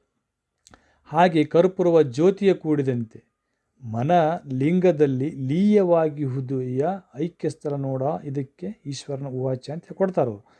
ಹೀಗೆ ನಾವು ಅಂಗಭಾವ ಅಳೆದ್ರೆ, ಲಿಂಗಭಾವವನ್ನು ಒಡಗೂಡಿಸ್ಕೊಂಡ್ರೆ ಷಡೂರ್ಮಿಗಳನ್ನು ಮೆಟ್ಟಿ ನಿಲ್ಲಬಹುದು ಅನ್ನೋದೇ ಶರಣರ ಆಶಯ ಆಗಿತ್ತು. ಇಂತಹ ಷಡೂರ್ಮಿಗಳ ಬಗ್ಗೆ ತಿಳ್ಕೊಂಡ್ರೆ ನಾವು ನಮ್ಮ ಈ ಅನುಭವದ ಪಯಣ ಏನದಲ್ಲ ಸುಲಭವಾಗ್ತದೆ. ಇಲ್ಲಪ್ಪ ಅಂದ್ರೆ ಜ್ಞಾನ ದೃಷ್ಟಿಯಿಂದ ಅರಿವಿರುತ್ತದೆ, ಬಟ್ ಶೋಕಕ್ಕೆ ನಾವು ಒಳಗಾದೇವಪ್ಪ ಅಂದ್ರೆ ಮತ್ತೆ ನಾವು ಅನುಭವದ ಪಯಣದೊಳಗೆ ಒಂದು ಹೆಜ್ಜೆ ಹಿಂದಿಟ್ಟಂಗೆ. ನಾವು ಯಾವುದೋ ಒಂದು ವಸ್ತುವಿನ ಮೇಲೆ ಮೋಹಗೊಂಡೇವಪ್ಪ ಅಂದರೆ ಮತ್ತೆ ಇನ್ನೂ ಒಂದು ಹೆಜ್ಜೆ ಹಿಂದಿಟ್ಟಂಗೆ. ಹಸಿವಿನ ಬಗ್ಗೆ ಚಿಂತನೆ ಮಾಡಿದ್ದೀವಿ, ತೃಷೆ ಬಗ್ಗೆ ಚಿಂತನೆ ಮಾಡಿದ್ದೀವಿ ಅಂದರೆ ನಮಗೆ ಲಿಂಗಾಂಗ ಸಾಮರಸ್ಯ ಆಗೋದಕ್ಕೆ ಸಾಧ್ಯ ಇಲ್ಲ. ನಮಗೆ ಮರಣ ಇದೆ, ಮತ್ತೆ ನಾವು ಜನಿಸಿ ಬರ್ತೀವಿ ಅನ್ನುವಂಥ ಭಾವ ಇಟ್ಕೊಂಡೇವು ಅಂದರೆ ನಮಗೆ ಲಿಂಗಾಂಗ ಸಾಮರಸ್ಯ ಆಗೋದಿಲ್ಲ ಅನ್ನೋದನ್ನು ಪದೇ ಪದೇ ಎಚ್ಚರಿಸ್ತಾ ಹೋಗ್ತಾರೆ ಚನ್ನಬಸವಣ್ಣವ್ರ ಕರುಣಾಸಿಗಳು. ಹಾಗಾಗಿ ಹಸಿವು, ತೃಷೆ, ಶೋಕ, ಮೋಹ, ಜನನ, ಮರಣ. ಈ 6 ಷಡೂರ್ಮಿಗಳಿಂದ ನಾವು ದೂರ ಇರಬೇಕು ಅನ್ನುವಂಥದ್ದು ಇಲ್ಲಿ ಶರಣರ ಆಶಯ. ಇಲ್ಲಿ ದೇಶಿಕೇಂದ್ರ ಸಂಗನ ಬಸವಣ್ಣವ್ರು ಹೇಳ್ತಾರೆ ನೋಡ್ರಿ, ಕ್ಷುತ್ತು ಅವತಾರದಲ್ಲಿ ಪ್ರಸಾದದ ಭಾವ ನಾಸ್ತಿ. ಹಸಿವು ಅಂತ ಅಂದ್ಕೊಂಡ್ಬಿಟ್ರೆ ಪ್ರಸಾದ ಭಾವ ಏನಿರ್ತೈತಲ್ಲ ಅದು ಹೋಗಿಬಿಡ್ತೈತಿ. ಯಾಕಂದರೆ ಹಸಿವು ಅಂದ್ಕೊಂಡು ನಾವು ಪ್ರಸಾದವನ್ನು ಸ್ವೀಕರಿಸಿದರೆ ಹಸಿವನ್ನು ನಾವು ನಿಯಂತ್ರಿಸ್ತಾ ಇದ್ದೀವಿ ಅನ್ನುವಂಥ ಭಾವ ಬೆಳಿತೈತಿ. ಅಲ್ಲಿ ಅಂಗಕ್ಕೆ ನಾವು ಪ್ರಸಾದ ಕೊಡ್ತೀವಿ ಅನ್ನುವಂಥ ಭಾವ ಬರ್ತೈತಿ. ಅದಕ್ಕೆ ಲಿಂಗಕ್ಕೆ ನಾವು ಪ್ರಸಾದ ಕೊಡ್ತೀವಿ ಅನ್ನೋ ಭಾವ ಬರಲ್ಲ. ಅದಕ್ಕೆ ಬಸವಣ್ಣವ್ರು ಹೇಳಿದರು, ತುತ್ತಿಗೊಮ್ಮೆ ಶಿವ ಅನ್ನಬೇಕು ಅಂಥೇಳಿ. ನಾವು ಸ್ವೀಕರಿಸುವಂತಹ ಆಹಾರ ಅದು ಪ್ರಸಾದ ಅಂಗಕ್ಕಲ್ಲ, ಅದು ಲಿಂಗಕ್ಕೆ ಸಮರ್ಪಿಸ್ತಾವೆ ಅನ್ನುವಂಥ ಭಾವ ಇರಬೇಕು ಅಂತ ಹೇಳ್ತಾರೆ. ಪಿಪಾಸು ಅವರತಲ್ಲಿ ಪಾದೋದಕ ಭಾವನಾಸ್ತಿ. ನಾನು ನೀರು ಕುಡ್ದು ತೃಪ್ತಿ ಆಯಿತು ಅಂತ ಅಂದರೆ ಅಂಗ ತೃಪ್ತಿ ಆಗ್ತದೆ ವಿನಃ ಲಿಂಗ ತೃಪ್ತಿ ಆಗೋದಿಲ್ಲ. ಅದಕ್ಕೆ ನಾನು ಆರಂಭ ಮಾಡುವೆ ಶಿವಪೂಜೆಗೆಂದು ಅಂತ ಹೇಳಿ ಬಸವಣ್ಣವ್ರು ಹೇಳಿದ್ರು. ನಾವು ಏನೇ ಮಾಡಿದ್ರೂ ಅದು ಲಿಂಗ ಭಾವ ಇರಬೇಕು. ನಾವು ಬೇಡಿದರೂ ಲಿಂಗನ ಬೇಡಬೇಕು, ಮಾಡಿದರೂ ಲಿಂಗಕ್ಕೆ ಮಾಡಬೇಕು. ಅದು ಬಸವಣ್ಣವ್ರು ಹೇಳಿದ್ರಲ್ಲ ನನ್ನ ಕಡೆ, ಸೆರಗೊಡ್ಡಿ ಬೇಡುವೆ ಅಂತ ಹೇಳ್ತಾರೆ ಅವರು. ಬೇಡಿದೊಡೆಯ ನೊಡೆಯನ ಬೇಡುವೆ. ಹಾಗೆ ನಂದು ಅನ್ನುವಂಥದ್ದು ಅಹಂ ಭಾವವನ್ನು ಅಳೆದು ಬಿಡಬೇಕು. ಅಂಗಭಾವ ಅಳೆದಾಗ ಮಾತ್ರ ಇವೇನದಲ್ಲ ಷಡೂರ್ಮಿಗಳು ನಾಸ್ತಿ ಆಗ್ತಾವು, ಅಳೆದು ಹೋಗ್ತಾವು. ಶೋಕ ವಾರದಲ್ಲಿ ತಪ ಮೌನ ಜಪ ನಾಸ್ತಿ. ಏನು ತಪಸ್ ಮಾಡಿ ಏನು ಜಪ ಮಾಡಿದ್ದೀವಿ ಆದ್ರೆ ಶೋಕಕ್ಕೆ ಒಳಗಾದೇವು ಅಂದ್ರೆ ಎಲ್ಲ ವೇಸ್ಟ್. ನಾಸ್ತಿ ಅಂದ್ರೆ ಹಾಳಾಗ್ತದೆ ಅಂತ ಹೇಳ್ತಾರೆ ಅವರು. ಅದ್ರ ಕಡೆ ನಾವು ಗಮನನೇ ಕೊಡಬಾರ್ದು. ಅದಕ್ಕೆ ಮೋಳ್ಗಿ ಮಾರಯ್ಯನವರ ಪತ್ನಿ ಮಹಾದೇವಿ ತಾಯಿ ಒಂದು ಸರ್ತಿ ಕಟ್ಟಿಗೆ ಮಾಡ್ಕೊಂಡು ಬರಬೇಕಾದಾಗ ದಾರಿ ಒಳಗಡೆ ಒಂದು ಚಿನ್ನದ ನಾಣ್ಯ ಬಿದ್ದಿರುತ್ತೆ. ಮೋಳ್ಗಿ ಮಾರಯ್ಯನವರು ಅದನ್ನು ನೋಡ್ತಾರೆ. ಫಸ್ಟ್ ನೋಡಿ ಅದ್ರ ಮೇಲೆ ಮಣ್ಣು ಹಾಕಿ ಮುಂದೆ ಸಾಗ್ತಾರೆ. ಹಿಂದೆ ಬರ್ತಾ ಇರುವಂತಹ ಮಹಾದೇವಿ ತಾಯಿಯವರು ಅಂತಾರೆ, ಯಾಕೆ ನಿಮ್ಗೆ ಇನ್ನೂ ಅಷ್ಟು ರಾಜ್ಯವನ್ನು ಕುದುರೆ ಭಂಡಾರ ಆನೆ ಭಂಡಾರವನ್ನು ಬಿಟ್ಟು ಬಂದರೂ ಸಹ ಈ ನಾಣ್ಯದ ಮೇಲೆ ಮೋಹ ಇನ್ನೂ ಹೋಗಿಲ್ಲನು ಅಂತ ಕೇಳ್ತಾರೆ. ಅವ್ರು ಹೇಳ್ತಾರೆ, ನನಗೆ ಮೋಹ ಇಲ್ಲ, ನೀನೇನಾದರೂ ಕಣ್ಣಿಗೆ ಬಿದ್ದು ನಿನ್ನಲ್ಲೇ ಮೋಹ ಉಂಟಾಗ್ತೈತೆ ಅಂತ ಹೇಳಿ ಅದನ್ನು ಮುಚ್ಚಿದ್ನಿ ಅಂತ ಹೇಳ್ತಾರೆ. ಹೀಗೆ ಅನೇಕ ಘಟನೆಗಳನ್ನು ನಾವು ನೋಡ್ಬೋದು ಶರಣರ ಜೀವನದೊಳಗೆ. ಈ ಮೇದಾರ ಕೇತಯ್ಯನವರ ಜೀವನದ ಒಳಗೂ ನಾವು ನೋಡ್ತೀವಿ. ಬಸವಣ್ಣವ್ರು ಮೇದಾರ ಕೇತಯ್ಯನವ್ರ ಕಷ್ಟ ನೋಡೋಕ್ಕಾಗ್ದೇ ಒಂದು ಹೊನ್ನಿನ ಚೀಲವನ್ನು ತಂದು ಅವ್ರಿಗೆ ಗೊತ್ತಿಲ್ಲಾರ್ದ ಹಾಗೆ ಚಾಪೆ ಕೆಳಗಡೆ ಇಟ್ಟು ಹೋಗಿರ್ತಾರೆ. ಮೇದಾರ ಕೇತಯ್ಯನವ್ರು ಬಂದ ಮೇಲೆ ಏನೂ ಕೆಟ್ಟ ವಾಸನೆ ಬರ್ತಾಯಿದೆಯಲ್ಲ ಅಂಥೇಳಿ ಚಾಪಿನ ತೊಗೊಂಡೋಗಿ ಹೊರಗೆ ಜಾಡಿಸ್ಬಿಡ್ತಾರೆ ಅವರು. ಯಾಕಂತಂದರೆ ಅವರಲ್ಲಿ ಮೋಹ ಇದ್ದಿದ್ದಿಲ್ಲ. ಮೋಹ ಇತ್ತಪ್ಪ ಅಂದರೆ ಶೋಕಕ್ಕೆ ಒಳಗಾಗ್ತಿದ್ರು ಅವರು. ಹೀಗೆ ಮೋಹ ಆವರ್ತನದಲ್ಲಿ ಮಾಟಕೂಟದ ಬೇಟ ನಾಸ್ತಿ. ಇವೇನು ಸಾಧನೆ ಮಾಡಿರ್ತೀವಲ್ಲ, ತಪ ಮೌನ ಜಪ ಮಾಟ ಇವೆಲ್ಲವೂ ಹೋಗಿಬಿಡ್ತಾವು ಅಂತ ಹೇಳ್ತಾರೆ ಅವರು. ಜನನ ಅವರತಲ್ಲಿ ಶಿಷ್ಯತನ ನಾಸ್ತಿ. ಮರಣ ಅವತಾರದಲ್ಲಿ ಗುರು ನಿರಂಜನ ಚನ್ನಬಸವ ಲಿಂಗೈಕ್ಯ ನಾಸ್ತಿ. ನಾವು ಲಿಂಗೈಕ್ಯ ಸ್ಥಿತಿಗೆ ಹೋಗ್ಬೇಕಾಗಿತ್ತಪ್ಪ ಅಂದ್ರೆ ಮರಣದಿಂದ ಭಯದಿಂದ ಹೊರಗಿರಬೇಕು ಅಂತ ಹೇಳ್ತಾರೆ. ಹೀಗೆ ಷಡೂರ್ಮಿಗಳು ಏನದವಲ್ಲ ಪ್ರತಿಯೊಬ್ಬ ಸಾಧಕನಿಗೂ ಸಹ ತೊಡರುಗಾಲ ಆಗೇ ಆಗ್ತಾವು. ಅವುಗಳಿಂದ ನಾವು ಹೇಗೆ ಹೊರಗೆ ಬರಬೇಕು ಅನ್ನೋದನ್ನು ಶರಣರು ನಮ್ಗೆ ಮಾರ್ಗದರ್ಶನ ನೀಡಿದ್ದಾರೆ. ಇನ್ನು ಮುಂದುವರೆದು ತೋಂಟದ ಸಿದ್ಧಲಿಂಗೇಶ್ವರ ಹೇಳ್ತಾರೆ, ಕ್ಷುತ್ತು ಪಿಪಾಸೆ ಶೋಕ ಮೋಹ ಜರ ಮರಣವೆಂಬ ಷಡೂರ್ಮಿಗಳಿಲ್ಲದ ಇಪ್ಪನು. ಕಾಮ ಕ್ರೋಧ ಲೋಭ ಮೋಹ ಮದ ಮತ್ಸರವೆಂಬ ಷಡ್ವರ್ಗಗಳಿಲ್ಲದೆ ಇರಿಪ್ಪನು. ನಾಹಂ ಕೋಹಂ ಸೋಹಂ ಎಂಬ ಭಾವರಹಿತನಾಗಿಪ್ಪನು. ಅಷ್ಟವಿಧಾರ್ಚನೆ ಷೋಡಶೋಪಚಾರ ರಹಿತನಾಗಿಪ್ಪನು. ಕರ್ಪೂರ ಅಗ್ನಿ ಸಂಯೋಗವಾಗಿ ಕರ್ಪೂರದ ಗುಣ ಅಳಿದು ಅಗ್ನಿಯಾದಂತೆ ಲಿಂಗವ ನೆನೆದು ಲಿಂಗವೇ ತಾನಾಗಿಪ್ಪುದೀಗ ನಿಜ ಲಿಂಗೈಕ್ಯ ಸ್ಥಳವಿದೆಂಬುದನಯ್ಯ ಮಹಾಲಿಂಗ ಗುರು ಶಿವಸಿದ್ದೇಶ್ವರ ಪ್ರಭುವೇ. ನಾವು ಸಾಮಾನ್ಯವಾಗಿ ಎಲ್ಲ ವಚನಗಳನ್ನು ನೋಡ್ತಾ ಬಂದಾಗ ಇದು ಲಿಂಗೈಕ್ಯ ಸ್ಥಳದ ವಚನಗಳೇ ಇದ್ದಾವೆ. ಅಂದ್ರೆ ವ್ಯಕ್ತಿ ಭವಿ ಇದ್ದವನು ಭಕ್ತ ಆಗಿ ಮಹೇಶ ಪ್ರಾಣಲಿಂಗಿ ಸ್ಥಳವನ್ನು ದಾಟಿ ಲಿಂಗ ಸ್ಥಳಕ್ಕೆ ಬಂದಾಗ ಐಕ್ಯ ಸ್ಥಳಕ್ಕೆ ಬಂದಾಗ ಇವೆಲ್ಲವನ್ನು ದೂರೀಕರಿಸಿರಬೇಕು ಅಂತ ಹೇಳ್ತಾರೆ ಅವರು. ಯಾವುವು ಷಡೂರ್ಮಿಗಳಾಗಿರ್ಬೋದು, ಅರಿಷಡ್ವರ್ಗಗಳಾಗಿರ್ಬೋದು, ಇವೆಲ್ಲವನ್ನು ದೂರೀಕರಿಸ್ಬೇಕಂದ್ರೆ ಯಾವುದ್ರ ಮೂಲಕ ದೂರೀಕರಿಸಬೇಕು ಅಂತಂದ್ರೆ ಅಷ್ಟವಿಧಾರ್ಚನೆ ಷೋಡಶೋಪಚಾರ ರಹಿತನಾಗಿ ಅವೆಲ್ಲವನ್ನು ತೊರೆದು ಹೇಗೆ ಇರಬೇಕು ಅಂತಂದ್ರೆ ಕರ್ಪೂರದ ಜೊತೆಗೆ ಅಗ್ನಿ ಜೊತೆ ಕರ್ಪೂರ ಬೆರೆತಾಗ ಕರ್ಪೂರ ಹೋಗಿ ಅಗ್ನಿ ಆಗ್ತದಲ್ಲ ಹಾಗಿರಬೇಕು ಅಂತ ಹೇಳ್ತಾರೆ. ಅಂದರೆ ಷಡೂರ್ಮಿಗಳಿಂದ ನಾವು ಹೊರಬರಬೇಕು ಅಂತ ಹೇಳ್ತಾರೆ. ಇನ್ನೂ ಸಾಕಷ್ಟು ವಚನಗಳು ಸ್ವತಃ ಚನ್ನಬಸವಣ್ಣವರೇ ಒಂದು ವಚನದಲ್ಲಿ ಬರುತ್ತೆ. ಷಡೂರ್ಮಿಗಳ ಬಗ್ಗೆ ಕರುಣಾಸಿ ಒಳಗೆ ಚನ್ನಬಸವಣ್ಣವರು ಏನು ಸಂಕ್ಷಿಪ್ತ ವಿವರಣೆ ಕೊಡ್ತಾರಲ್ಲ, ಇನ್ನು ತಮ್ಮದೇ ಆದಂಥ ಮತ್ತೊಂದು ವಚನದಲ್ಲಿ ಅದು ಸುದೀರ್ಘವಾದಂಥ ಒಂದು ವಿಚಾರವನ್ನು ಕೊಡ್ತಾರೆ. ಒಂದೇ ಅಲ್ಲ, ಅವರ ಕರುಣಾಸಿ ಒಳಗಿರುವಂಥ ಎಲ್ಲ ಅಧ್ಯಾಯಗಳೂ ಸಹ ನಾನು ನೋಡಿದಾಗ ಆ ಅಧ್ಯಾಯದೊಳಗೆ ಕೊಟ್ಟಿರುವಂಥ ಮೂಲ ಪಠ್ಯ ಸ್ವಲ್ಪ ಇರುತ್ತೆ, ಅದಕ್ಕೆ ವಿವರಣೆಯನ್ನು ಅವ್ರ ವಚನದಲ್ಲಿ ನೋಡ್ತೀವಿ ನಾವು. ಇದರ ಅರ್ಥ ಇಷ್ಟೇ, ಚನ್ನಬಸವಣ್ಣವರು ಅನುಭವ ಮಂಟಪದಲ್ಲಿ ಕರುಣಾಸಿಗೆಯನ್ನು ಮಂಡನೆ ಮಾಡಿದ ಮೇಲೆ ಅದಕ್ಕೆ ಸಂಬಂಧಪಟ್ಟಂಥ ವ್ಯಾಖ್ಯಾನವನ್ನು ಅಂದರೆ ಚರ್ಚೆಗೆ ಅಲ್ಲಿ ಈಡಾದಾಗ ವ್ಯಾಖ್ಯಾನಗಳನ್ನು ನೀಡಬೇಕಾದಾಗ ಕೊಟ್ಟಿರುವಂಥ ವಿವರವೇ ವಚನಗಳು. ಆ ವಚನಗಳನ್ನು ನಾವು ಹುಡುಕಿ ಆ ಕರುಣಾಸಿಗಳು ಯಾವ ಅಧ್ಯಾಯಕ್ಕೆ ಯಾವ ವಚನ ಹೇಳಿರ್ಬೋದು ಅಂತ ನೋಡ್ತಾ ಹೋದಾಗ ನಮಗೆ ಅನ್ನಿಸ್ತದೆ, ಓಹೋ ಈ ವಚನವನ್ನು ಈಗಿರುವಂಥ ವಚನ ನೋಡಿ ತಮಗೆಲ್ಲ ಅರ್ಥ ಆಗ್ತದೆ. ಕ್ಷುತ್ತು ಪಿಪಾಶಿ ಶೋಕ ಮೋಹ ಜರೆ ಮರಣವೆಂಬ ಆರರ ರಾಶಿಯಂ ಕೆಡಿಸಿದಾತನೇ ಸದ್ಗುರು. ಅಂದರೆ ಇವು ಆರನ್ನು ಕೆಡಿಸಬೇಕು ಅವನ್ ಸದ್ಗುರು ಆಗ್ತಾನಂದ್ರೆ ಅದು ಷಡೂರ್ಮಿಗಳ ಬಗ್ಗೆ ಹೇಳಿರುವಂಥದ್ದು. ಮುಂದೆ ಚತುಷ್ಷಡ ದಶ ದ್ವಾದಶ ಷೋಡಶ ದ್ವಿಪತ್ರವೆಂಬ ಷಡುಸ್ಥಾನದ ಮೇಲಣ ಶ್ವೇತದಳದೊಳಗಣ ಇಲ್ಲಿ ಹೇಳ್ತಾರವರು ಲಿಂಗ ಸಾಮರಸ್ಯದೊಳಗಡೆ ಒಬ್ಬ ಸಾಧಕನಿಗೆ ಏನು ಫೀಲಿಂಗ್ಸ್ ಆಗ್ತಾವೆ ಅವೆಲ್ಲ ಮುಂದಿನ ಅಧ್ಯಾಯ ಬರ್ತಾವೆ. ಚಕ್ರಗಳ ಬಗ್ಗೆ ಬರ್ತದೆ, ಪದ್ಮ ಅಂತ ಕರಿತೀವಿ ನಾವು, ಅವು ಚಕ್ರಗಳು ಬರ್ತಾವೆ. ಸಚ್ಚಿತ್ತಾನಂದ ರೂಪಗಳ ಬಗ್ಗೆ ಬರ್ತದೆ, ಪಂಚಾಗ್ನಿಗಳ ಬಗ್ಗೆ ಬರ್ತದೆ, ತ್ರಿಕರಣ ಬಗ್ಗೆ ಬರ್ತೈತಿ, ಮನತ್ರಯಗಳ ಬಗ್ಗೆ, ಆತ್ಮತ್ರಯಗಳು, ಜೀವತ್ರಯಗಳು ಇವೆಲ್ಲವನ್ನು ನೋಡ್ತಾ ನಾವು ಅಧ್ಯಯನ ಮಾಡ್ತಾ ಹೋದಾಗ ನಮಗೆ ಲಿಂಗಾಂಗ ಸಾಮರಸ್ಯ ಆಗೋದು ಹೇಗೆ, ಅದು ಎಷ್ಟು ಸುಲಭ ಅನ್ನೋದನ್ನು ಅರ್ಥ ಆಕೈತಿ. ಅದನ್ನೇ ಇಲ್ಲಿ ವಚನದಲ್ಲಿ ಹೇಳ್ತಾ ಹೋಗ್ತಾರೆ ಅವರು. ಷಡುಸ್ಥಾನದ ಮೇಲಣ ಶ್ವೇತದಳದೊಳಗಣ ಅಂದರೆ ಒಂದು ಚಕ್ರಗಳು ಬರ್ತಾವೆ, ಅದನ್ನು ಚಕ್ರಕ್ಕೆ ಒಂದು ಬಣ್ಣ ಬರ್ತೈತಿ, ಲಾಸ್ಟಿಗೆ ಸಹಸ್ರ ನಾಡಿ ಅಂತ ಬರ್ತೈತಿ, ಅಲ್ಲಿ ಸಹಸ್ರದ ದಳ ಕಮಲ ಇರ್ತೈತಿ, ಅಲ್ಲಿಂದ ತೊಟ್ಟಿಕ್ತದ ರಸ ಅಂತ ಹೇಳ್ತಾರೆ, ಅದು ಬರ್ತದೆ ಮುಂದಿನ ಒಂದು ವಚನದೊಳಗೆ. ಮತ್ತು ಮುಂದಿನ ಅಧ್ಯಾಯ ನೋಡೋಣ. ಶಶಿಸ್ಥಾನವ ತೋರದೆ ನಿಜಸ್ಥಾನ ಹೃದಯ ಕಮಲ ಕರ್ಣಿಕಾ ಮಧ್ಯದ ಆತ್ಮಲಿಂಗ ಜ್ಯೋತಿಯ ತೋರಬಲ್ಲಡೆ ಆತನೇ ಚರಲಿಂಗ. ಈ ವಚನದಲ್ಲಿ ನಮಗೊಂದು ಐತಿಹಾಸಿಕವಾದಂಥ ಒಂದು ಅಂಶ ನಮ್ಗೆ ಕೊಡ್ತಾರೆ ಚನ್ನಬಸವಣ್ಣವರು. ಅಂದರೆ 12ನೇ ಶತಮಾನದಾಗ ಯಾವ್ಯಾವ ಧರ್ಮಗಳಿದ್ದವು, ಯಾವ್ಯಾವ ದರ್ಶನಗಳಿದ್ದವು ಅನ್ನೋದು ಹೇಳ್ತಾರೆ. ಶೈವ, ಭಾಟ್ಟ, ವೈಶೇಷಿಕ, ಜೈನ, ಬೌದ್ಧ, ಚಾರ್ವಾಕವೆಂಬ ಷಡು ದರ್ಶನದ ಹಂಬಲವ ನಡಗಿಸಿದಾತನಾಗಿ. ಅಂದ್ರೆ ಈಗ ಹೇಗೆ ನಾವು ಒಂದು ಧರ್ಮದಿಂದ ಮತ್ತೊಂದು ಧರ್ಮಕ್ಕೆ ಬದಲಾವಣೆಗೊಳ್ಳುವಂಥದ್ದು, ಈ ಧರ್ಮೀಯರು ಆ ಧರ್ಮದೊಳಗೆ ಅಧ್ಯಯನ ಮಾಡುವಂಥದ್ದು, ಹೀಗೆ 12ನೇ ಶತಮಾನದಲ್ಲಿ ಇದ್ದು ಅನ್ನೋದನ್ನ ಇಲ್ಲಿ ನಮಗೆ ಚನ್ನಬಸವಣ್ಣವ್ರು ಹೇಳ್ತಾರೆ.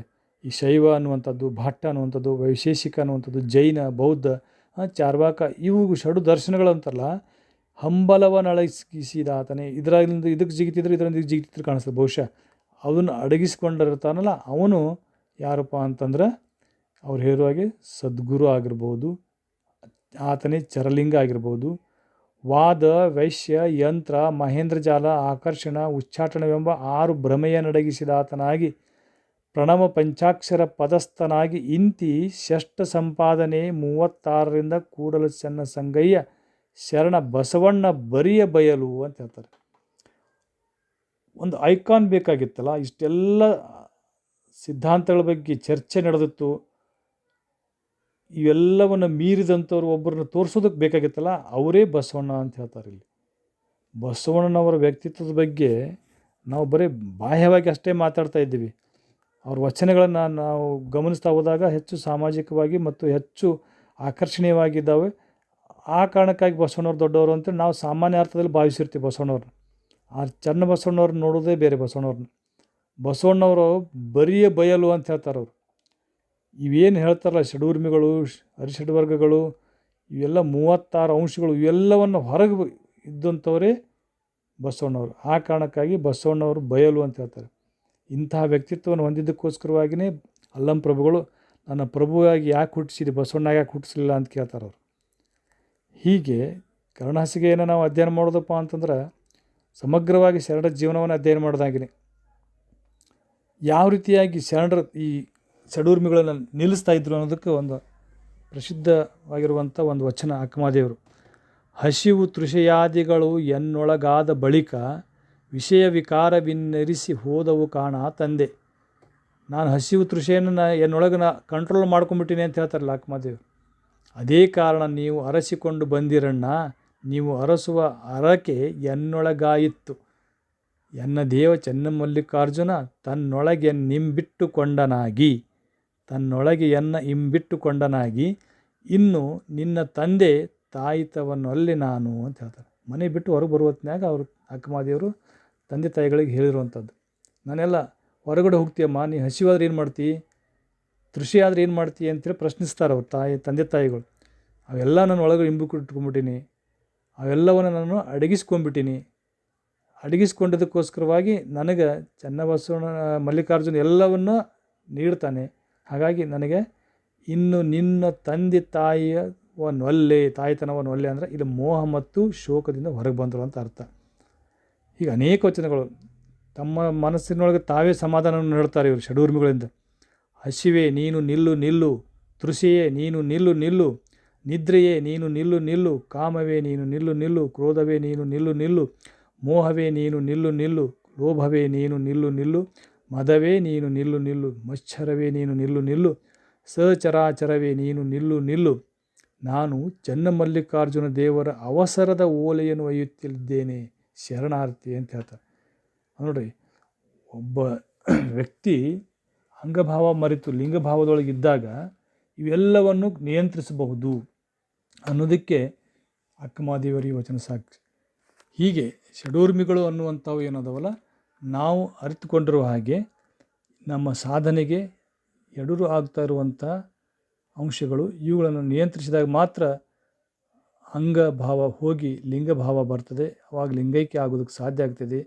ಇಂತಹ ಒಂದು ವಿಚಾರಗಳನ್ನು ಚನ್ನಬಸವಣ್ಣವರ ಕರ್ಣಹಸಿಗೆಯ ಮೂಲಕವಾಗಿ ನಮಗೆ ತಿಳಿಸಿಕೊಟ್ಟಿದ್ದಾರೆ. ಆ ಕಾರಣಕ್ಕಾಗಿ ಈ ಷಡೂರ್ಮಿಗಳಿಂದ ನಾವು ಎಚ್ಚರದಿಂದಿರಬೇಕು ಅನ್ನೋದು ಶರಣರ ಆಶಯ ಆಗಿತ್ತು. ಇಲ್ಲಿ ಅಕ್ಕಮಹಾದೇವರು ಹೇಳ್ತಾರೆ, ಹಸಿವಾದರೆ ಏನು ಮಾಡಬೇಕು, ಹಸಿವಾದಡೆ ಊರೊಳಗೆ ಭಿಕ್ಷಾನ್ನಗಳುಂಟು, ತೃಷಿಯಾದಡೆ ಕೆರೆಹಳ್ಳ ಬಾವಿಗಳುಂಟು, ಅಂಗಶೀತಕ್ಕೆ ಬಿಸುಟ ಅರಿವೆಗಳುಂಟು, ಶಯನಕ್ಕೆ ಹಾಳು ದೇಗುಲಗಳುಂಟು, ಚನ್ನಮಲ್ಲಿಕಾರ್ಜುನಯ್ಯ ಆತ್ಮಸಂಘಾತಕ್ಕೆ ನೀನೆನಗುಂಟು ಅಂತ ಹೇಳ್ತಾರೆ. ಇವು ಷಡೂರ್ಮಿಗೆ ಸಂಬಂಧಪಟ್ಟಂಥ ವಚನ ಏನಿದು. ಹಸಿವು ಆದರೆ ಭಿಕ್ಷಾನ್ನಗಳಿದಾವೆ, ಅದನ್ನು ನಾನು ಅಡ್ವಾನ್ಸಾಗಿ ಸಂಗ್ರಹಿಸಿ ಇಟ್ಕೊಳೋದಿಲ್ಲ ಅಂತ ಹೇಳ್ತಾರೆ ಆಹಾರವನ್ನು. ತೃಷಿ ಆಯ್ತಪ್ಪ ಅಂದರೆ ಕೆರೆ ಹಳ್ಳ ಬಾವಿಗಳದಾವೆ, ಅಲ್ಲಿ ನಾನು ತೃಷಿಯನ್ನು ಈಡೇರಿಸ್ಕೋತೀನಿ. ಅಂಗ ಶೀತಕ್ಕೆ ಬಿಸುಟ ಅರಿವೆಗಳು ಉಂಟು, ನನಗೆ ಅಲ್ಲಿ ಮೋಹ ಇಲ್ಲ, ಬಟ್ಟೆ ಮೋಹ ಇಲ್ಲ, ನಾನು ಅವೆಲ್ಲ ಹೊರಗೆ ಹಾಕಿಬಿಟ್ಟಿದ್ದೀನಿ. ಶಯನಕ್ಕೆ ಹಾಳು ದೇಗುಲಗಳುಂಟು, ನನಗೆ ಶಯನಕ್ಕೆ ಇದನ್ನೇ ಬೇಕು ಇಂಥದ್ದೇ ಬೇಕು ಅಂತೇನಿಲ್ಲ, ಅಂಥದ್ದು ನಂತರ ಇಲ್ಲ ಅನ್ನುವಂಥ ಶೋಕ ನನ್ನಲ್ಲಿಲ್ಲ. ಹೀಗೆ ಅಕ್ಕಮಹಾದೇವಿಯವರು ಆಗಿರ್ಬೋದು, ಅನೇಕ ವಚನಕಾರರು ಷಡೂರ್ಮಿಗಳನ್ನು ಹೇಗೆ ಮೆಟ್ಟಿ ನಿಂತಿದ್ರು ಅನ್ನೋದನ್ನು ಅವ್ರ ವಚನಗಳನ್ನು ನಾವು ಓದಿದಾಗ ಅರ್ಥ ಆಗ್ತದೆ. ಜೊತೆಗೆ ನನ್ನೊಂದು ಕಳಕಳಿ ಏನಂದರೆ, ವಚನಗಳನ್ನು ಓದಬೇಕಾದಾಗ ಆ ವಚನದೊಳಗಿರುವಂಥ ಒಂದು ಅಂಶ ಅಂದಿನ ಕಾಲಘಟ್ಟದ ಐತಿಹಾಸಿಕ ವಿಚಾರಗಳನ್ನು ಅದು ಅಡಗಿಸಿಕೊಂಡಿರ್ತೈತಿ. ಅದನ್ನು ಅರ್ಥೈಸ್ಕೋಬೇಕು. ಆಗಲೇ ನಾವು ಚನ್ನಬಸವಣ್ಣ ವಚನ ನೋಡ್ತಾ ಇದ್ದಾಗ ಯಾವ ರೀತಿ 12ನೇ ಶತಮಾನದಾಗ ಧರ್ಮಗಳಿದ್ದವು, ದರ್ಶನಗಳಿದ್ದವು ಅನ್ನೋದನ್ನು ಅಲ್ಲಿ ಅವರು ವಚನದಾಗ ಕೊಟ್ಟರು. ಈ ವಚನದೊಳಗೆ ಅಕ್ಕಮಹಾದೇವರು ನಮಗೊಂದು ಐತಿಹಾಸಿಕ ವಿಚಾರವನ್ನು ನೀಡ್ತಾರೆ. ಅಂಗಶೀತಕ್ಕೆ ಬಿಸುಟ ಅರಿವೆಗಳು ಉಂಟು ಅಂತ ಹೇಳ್ತಾರೆ, ಶಯನಕ್ಕೆ ಹಾಳು ದೇಗುಲಗಳು ಉಂಟು ಅಂತ ಹೇಳ್ತಾರೆ. ನನಗೆ ಮಲಗಬೇಕಾಗಿತ್ತಪ್ಪ ಅಂದರೆ ಹಾಳು ದೇಗುಲಗಳು ಅಂತ ಹೇಳ್ತಾರೆ. ಯಾಕೆ ದೇಗುಲಗಳು ಹಾಳಾಗಿದ್ವು ಅವಾಗ? ಇದು ಪ್ರಶ್ನೆ ಮಾಡುವಂಥ ವಿಚಾರ. ದೇಗುಲಗಳು ಹಾಳು ಯಾಕಾಗಿದ್ವು ಅಂದರೆ, ಆ ಕಾಲಘಟ್ಟದಲ್ಲಿ ಬಸವಣ್ಣನವರ ಈ ವಿಚಾರಗಳಿಗೆ ಮಾರು ಹೋಗಿ ಸ್ಥಾವರ ಲಿಂಗದೊಳಗಿರುವನ್ನ ಪೂಜಕರು ಕಡಿಮೆ ಆಗಿದ್ದರು, ಸ್ಥಾವರದ ದೇವಾಲಯಗಳು ಪಾಳು ಬಿದ್ದಿದ್ವು ಅನ್ನೋದಂಥ ಒಂದು ವಿಚಾರವನ್ನು ಇಲ್ಲಿ ಹೇಳ್ತೈತೆ ನಮಗೆ, ಹಾಳು ಅಂತೇಳಿ. ಹೀಗೆ ಅನೇಕ ವಿಚಾರಗಳನ್ನು ನಾವು ಕೇವಲ ಕರ್ಣಹಸಿಗೆ ಜೊತೆಗೇ ಶರಣರ ವಿಚಾರಗಳನ್ನು ಅರಿತುಕೊಳ್ಬೋದು. ಷಡೂರ್ಮಿಗಳ ಬಗ್ಗೆ ಇನ್ನೂ ಅನೇಕ ವಚನಕಾರರು ತಮ್ಮ ವಚನಗಳನ್ನು ಇಲ್ಲಿ ನೀಡ್ತಾ ಇದ್ದಾರೆ. ಷಡೂರ್ಮಿಗಳು ದೂರ ಉಳಿಬೇಕಾದ್ರೆ ನಾವು ಲಿಂಗಾಂಗ ಸಾಮರಸ್ಯವನ್ನು ಸಾಧಿಸಬೇಕು ಅಂತ ಇಷ್ಟೊತ್ತನ ವಚನಗಳು ಹೇಳಿದರು. ಇವೆಲ್ಲದಕ್ಕೂ ಮೇರು ಆಗಿರುವಂಥ ವಚನ ಈ ಹಡಪದ ಅಪ್ಪಣ್ಣವರ ಪುಣ್ಯಶ್ರೀ ಲಿಂಗಮ್ಮನವರ ವಚನ. ಇಲ್ಲಿ ಹೇಳ್ತಾರೋ, ಅಯ್ಯ ಈ ಮಹಾಗಣವನ್ನು ಕಾಂಬುದಕ್ಕೆ ಹಸಿವು ಕೆಡಬೇಕು, ತೃಷೆ ಅಡಗಬೇಕು, ವ್ಯಸನ ನಿಲ್ಲಬೇಕು, ನಿದ್ರೆ ಹರಿಯಬೇಕು, ಜೀವನ ಬುದ್ಧಿ ಹಿಂಗಬೇಕು, ಇವೆಲ್ಲ ಕಂಟ್ರೋಲ್ ಮಾಡಬೇಕು ಅಂತ ಹೇಳ್ತಾರೆ ಅವ್ರು. ಅಂದಾಗ ಮಾತ್ರ ಮಹಾಗಣ ಕಾಣ್ತೈತಿ ಅಂತ ಹೇಳ್ತಾರೆ. ಮನ ಪವನ ಬಿಂದು ಒಡಗೂಡಬೇಕು, ಚಿತ್ತು ಒತ್ತಟ್ಟಿಗೆ ಹೋಗದಿರಬೇಕು, ಹೊತ್ತು ಹೊತ್ತಿಗೆ ಉತ್ತರವನ್ನೇರಿ ಬೆಚ್ಚು ಬೇರಿಲ್ಲದೆ ಲಿಂಗದೊಳಗೆ ಅಚ್ಚೊತ್ತಿದಂತೆ ಬೆರೆದಡೆ. ಇದು ಲಿಂಗಾಂಗ ಸಾಮರಸ್ಯದ ಸ್ಥಿತಿಯನ್ನೇ ಇಲ್ಲಿ ಹೇಳ್ತಾರೆ ಅವರು. ಕತ್ತಲೆ ಹರಿಯುವುದು ಮನಸ್ಸಿಂದು, ಮರವೇ ಹಿಂಗುವುದು, ನಿದ್ರೆ ಹರಿಯುವುದು, ಹಸಿವು ಕೆಡುವುದು, ತೃಷೆ ಅಡಗುವುದು, ವ್ಯಸನ ನಿಲ್ಲುವುದು. ಯಾವಾಗ ಇವೆಲ್ಲವನ್ನು ಹಿಂಗಿಸಿ ತಾ ಲಿಂಗಾಂಗಿ ವ್ಯಸನಿಯಾಗಬಲ್ಲಡೆ, ಮುಂದೆ ಮಂಗಳ ಮಹಾ ಬೆಳಗು ಕಾಣಿಪುದೆಂದರು ನಮ್ಮ ಅಪ್ಪಣ್ಣ ಪ್ರಿಯ ಚನ್ನಬಸವಣ್ಣ. ಷಡೂರ್ಮಿಗಳನ್ನು ನಾವು ದಾಟಿದೆವು ಅಂದರೆ ಮಂಗಳ ಬೆಳಕು ನಮಗೆ ಕಾಣ್ತೈತಿ ಅಂತ ಹೇಳ್ತಾರೆ. ಹೀಗೆ ಇವತ್ತಿನ ಈ ವಚನದೊಳಗಡೆ ಷಡೂರ್ಮಿಗಳನ್ನು ನಾವು ಹೇಗೆ ನಿಲ್ಬೋದು ಅನ್ನೋ ಒಂದು ವಿಚಾರವನ್ನು ವಚನಕಾರ ಕೊಟ್ಟಿದ್ದಾರೆ. ಅದಕ್ಕಿರುವಂಥ ಪರಿಹಾರ ಏನಪ್ಪ ಅಂದ್ರೆ ಅಂಗ ವ್ಯಸನಿಯಾಗದೆ ಲಿಂಗ ವ್ಯಸನಿ ಆಗಬೇಕು ಅಂಥೇಳಿ. ಕೊನೆಯದಾಗಿ ಹಡಪದಪ್ಪನ ಪುಣ್ಯ ಲಿಂಗಮ್ಮನವರೇ ತಮ್ಮ ಒಂದು ವಚನದಲ್ಲಿ ತಮ್ಮ ಅನುಭವವನ್ನು ಹೇಳ್ತಾರೆ. ಇಷ್ಟಲಿಂಗವನ್ನು ತದೇಕ ದೃಷ್ಟಿಯಿಂದ ನೋಡಿದಾಗ ಏನಾಗ್ತದೆ ಸಾಧಕನ ಅಂಗದೊಳಗೆ ಅನ್ನೋದನ್ನಲ್ಲಿ ಹೇಳ್ತಾರೆ ಅವರು. ಆಧಾರವ ಬಲಿಯೇ ಬೇಗವರಿಯಿತ್ತು, ಆಧಾರ ಅಂದ್ರೆ ಆಧಾರ ಚಕ್ರ, ಕಿಚ್ಚು ಆವರಿಸಿ ಊರ್ಧ್ವಕ್ಕೇರಿತ್ತು, ಕೆಳಗಡೆಯಿಂದ ಚಕ್ರಗಳನ್ನು ದಾಟಿ ಈ ಮೇಲ್ಭಾಗಕ್ಕೆ ಬರುವಂಥದ್ದು. ಕಾಯ್ದ ಅಮೃತವ ಉಕ್ಕಿ ತೊಟ್ಟಿಕ್ಕೆ ಅಮೃತವ ನುಂಡು ಹಸಿವು ಕೆಟ್ಟಿತ್ತು, ತೃಷೆಯು ಅಡಗಿತ್ತು, ನಿದ್ರೆ ಅರಸಿತ್ತು, ಅಂಗಗುಣವು ಅಳೆಯಿತ್ತು, ಲಿಂಗಗುಣ ನಿಂದಿತ್ತು, ಸಂಘ ಸುಖ ಹಿಂಗಿತ್ತು, ಅಂಗಲಿಂಗವೆಂಬ ಉಭಯವ ಅಳಿದು ಮಂಗಳ ಮಹಾಬೆಳಕಿನಲ್ಲಿಯೇ ಓಲಾಡಿ ಸುಖಿಯಾದಿನಯ್ಯ ಅಪ್ಪಣ್ಣ ಪ್ರಿಯ ಚನ್ನಬಸವಣ್ಣ. ಇದು ಷಡೂರ್ಮಿಗಳಿಂದ ಹೊರಬರಬೇಕಾದ್ರೆ ಲಿಂಗಗಳಾದರೆ, ಲಿಂಗ ಸಾಮರಸ್ಯದೊಳಗಾದರೆ ನಮ್ಮ ಮಿದುಳಿನಿಂದ ಸ್ರವಿಸುವಂಥ ಆ ರಸವನ್ನೇ ಇಲ್ಲಿ ಏನು ಹೇಳ್ತಾರಪ್ಪ ಅಂದ್ರೆ ತೊಟ್ಟಿಕ್ಕಿತ್ತು, ಅಮೃತ ಕಾಯ್ದ ಅಮೃತ ತೊಟ್ಟಿಕ್ಕಿತ್ತು ಅಂತಂದರೆ. ಇದು ಇವತ್ತಿನ ಅಧ್ಯಾಯದ ಕೊನೆಗೆ ಷಡೂರ್ಮಿಗಳ ಬಗ್ಗೆ ಇನ್ನೂ ಅನೇಕ ವಚನಗಳನ್ನು ಬರೆದಿದ್ದಾರೆ. ಅವುಗಳನ್ನು ಸಮಯದ ಅಭಾವ ಇರೋದರಿಂದ ಇವತ್ತಿನ ಈ ವಚನವನ್ನು, ಈ ಕರ್ಣಹಾಸಿಗೆಯ ಷಡೂರ್ಮಿಗಳ ಅಧ್ಯಾಯವನ್ನು ಇಲ್ಲಿಗೆ ನಿಲ್ಲಿಸಿ ಮುಂದಿನ ಅಧ್ಯಾಯನೂ ಸಹ ಇವತ್ತು ಹೇಳಬೇಕಾಗಿತ್ತು. ಮುಂದಿನ ಸಂಚಿಕೆಯೊಳಗೆ ಅರಿಷಡ್ ವರ್ಗಗಳ ಬಗ್ಗೆ ಚಿಂತನೆ ಮಾಡೋಣ. ಇಷ್ಟು ವಿಚಾರಗಳನ್ನು ಹಂಚಿಕೊಳ್ಳೋದಕ್ಕೆ ಅವಕಾಶ ಮಾಡಿಕೊಟ್ಟಂತಹ ಮತ್ತು ಇಂಥ ವಿಚಾರಗಳನ್ನು ನನ್ನ ಮನದಲ್ಲಿ ತುಂಬಿರುವಂಥ ಚನ್ನಬಸವಣ್ಣವರ ಆದಿಯಾಗಿ ಎಲ್ಲ ಶರಣರಿಗೂ ಹಾಗೂ ಇಲ್ಲಿವರೆಗೆ ಆಲಿಸಿದಂಥ ತಮ್ಮೆಲ್ಲರಿಗೂ ಮತ್ತೊಮ್ಮೆ ವಂದಿಸಿ ನಾನು 2 ವಿಚಾರಗಳಿಗೆ ವಂದನೆ ಹೇಳ್ತೀನಿ. ಸರ್ವರಿಗೂ ಶರಣಾರ್ಥಿಗಳು.